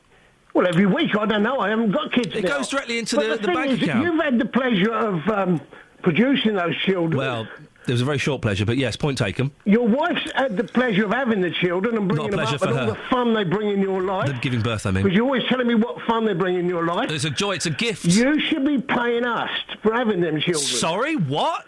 I should be paying me because they're bringing you lots of pleasure. I should be paying you? Yes. Because I've got kids. Are you nuts? Yes, because they are bringing you more pleasure than they're bringing me. I have to stand in queues. I have to stand in the supermarket with kids screaming. Nick, I get your point. Thank you very much for that. Thank you very much for that. I do. I think that the what's it called? Child allowance, is that what it's called? How much is it? It's not. All right, it's enough. It's enough, isn't it? If you were short of a few quid, it would make a difference. We put it in the bank for the kids. It should be me, so I shouldn't be getting it. Of course not. Of course I shouldn't be getting it. Yeah, you're fine. Get rid of that for me. We've been talking about cleaning this morning. Kirsty Allsop, the lady, has said on the front page of the Telegraph, women enjoy ironing. Women enjoy ironing. I buy into this, Justin. I know my wife enjoys ironing. She finds it takes her into a zen, meditative, trance-like state where she feels satisfaction and pleasure.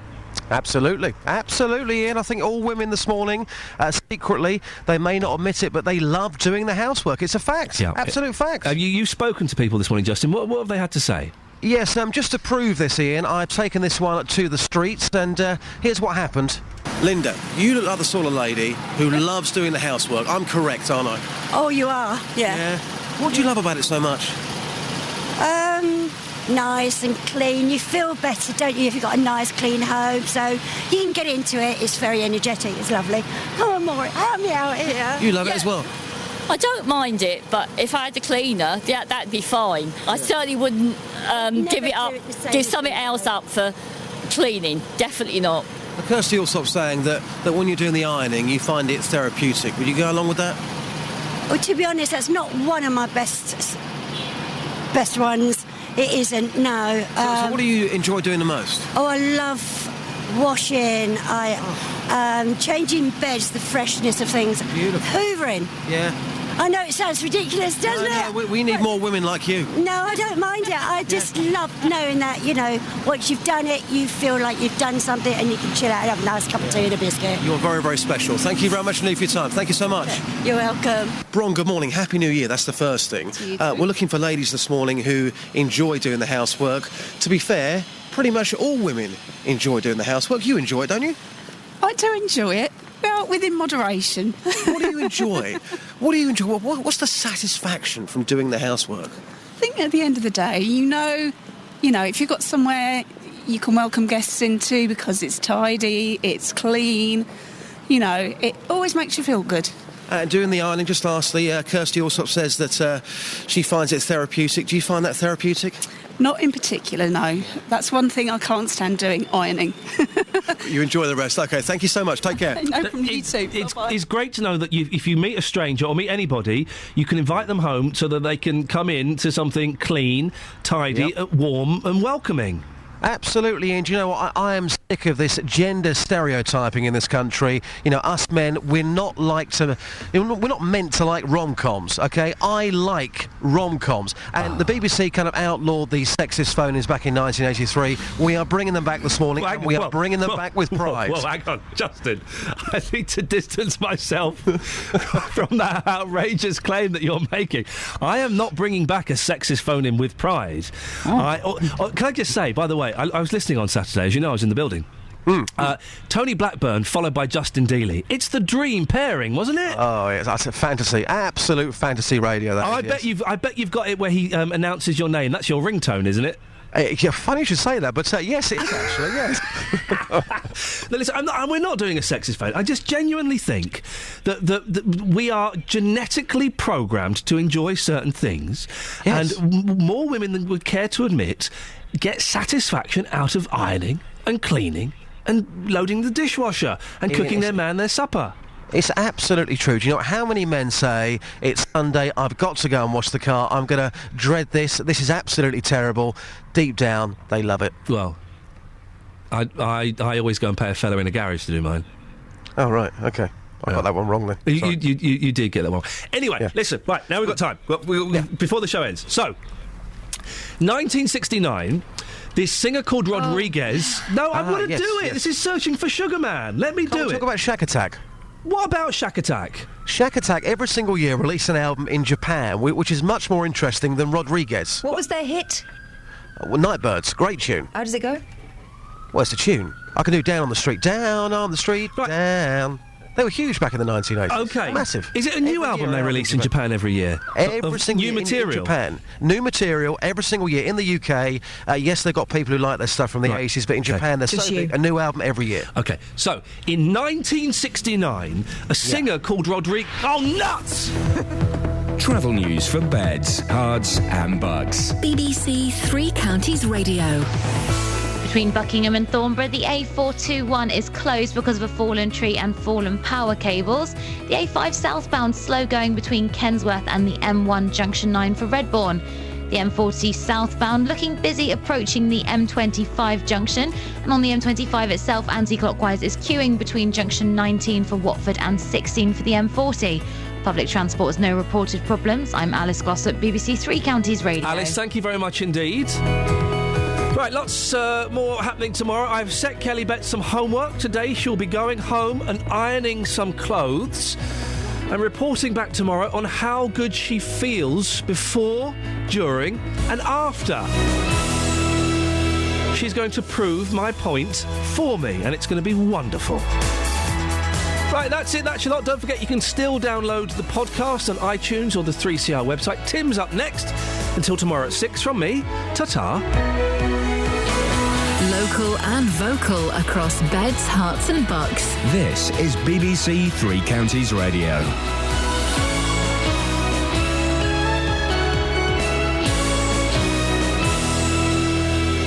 Yes, good morning. Thank you, Ian. It is the JVS show. I'm Tim Wheeler, standing in for Jonathan.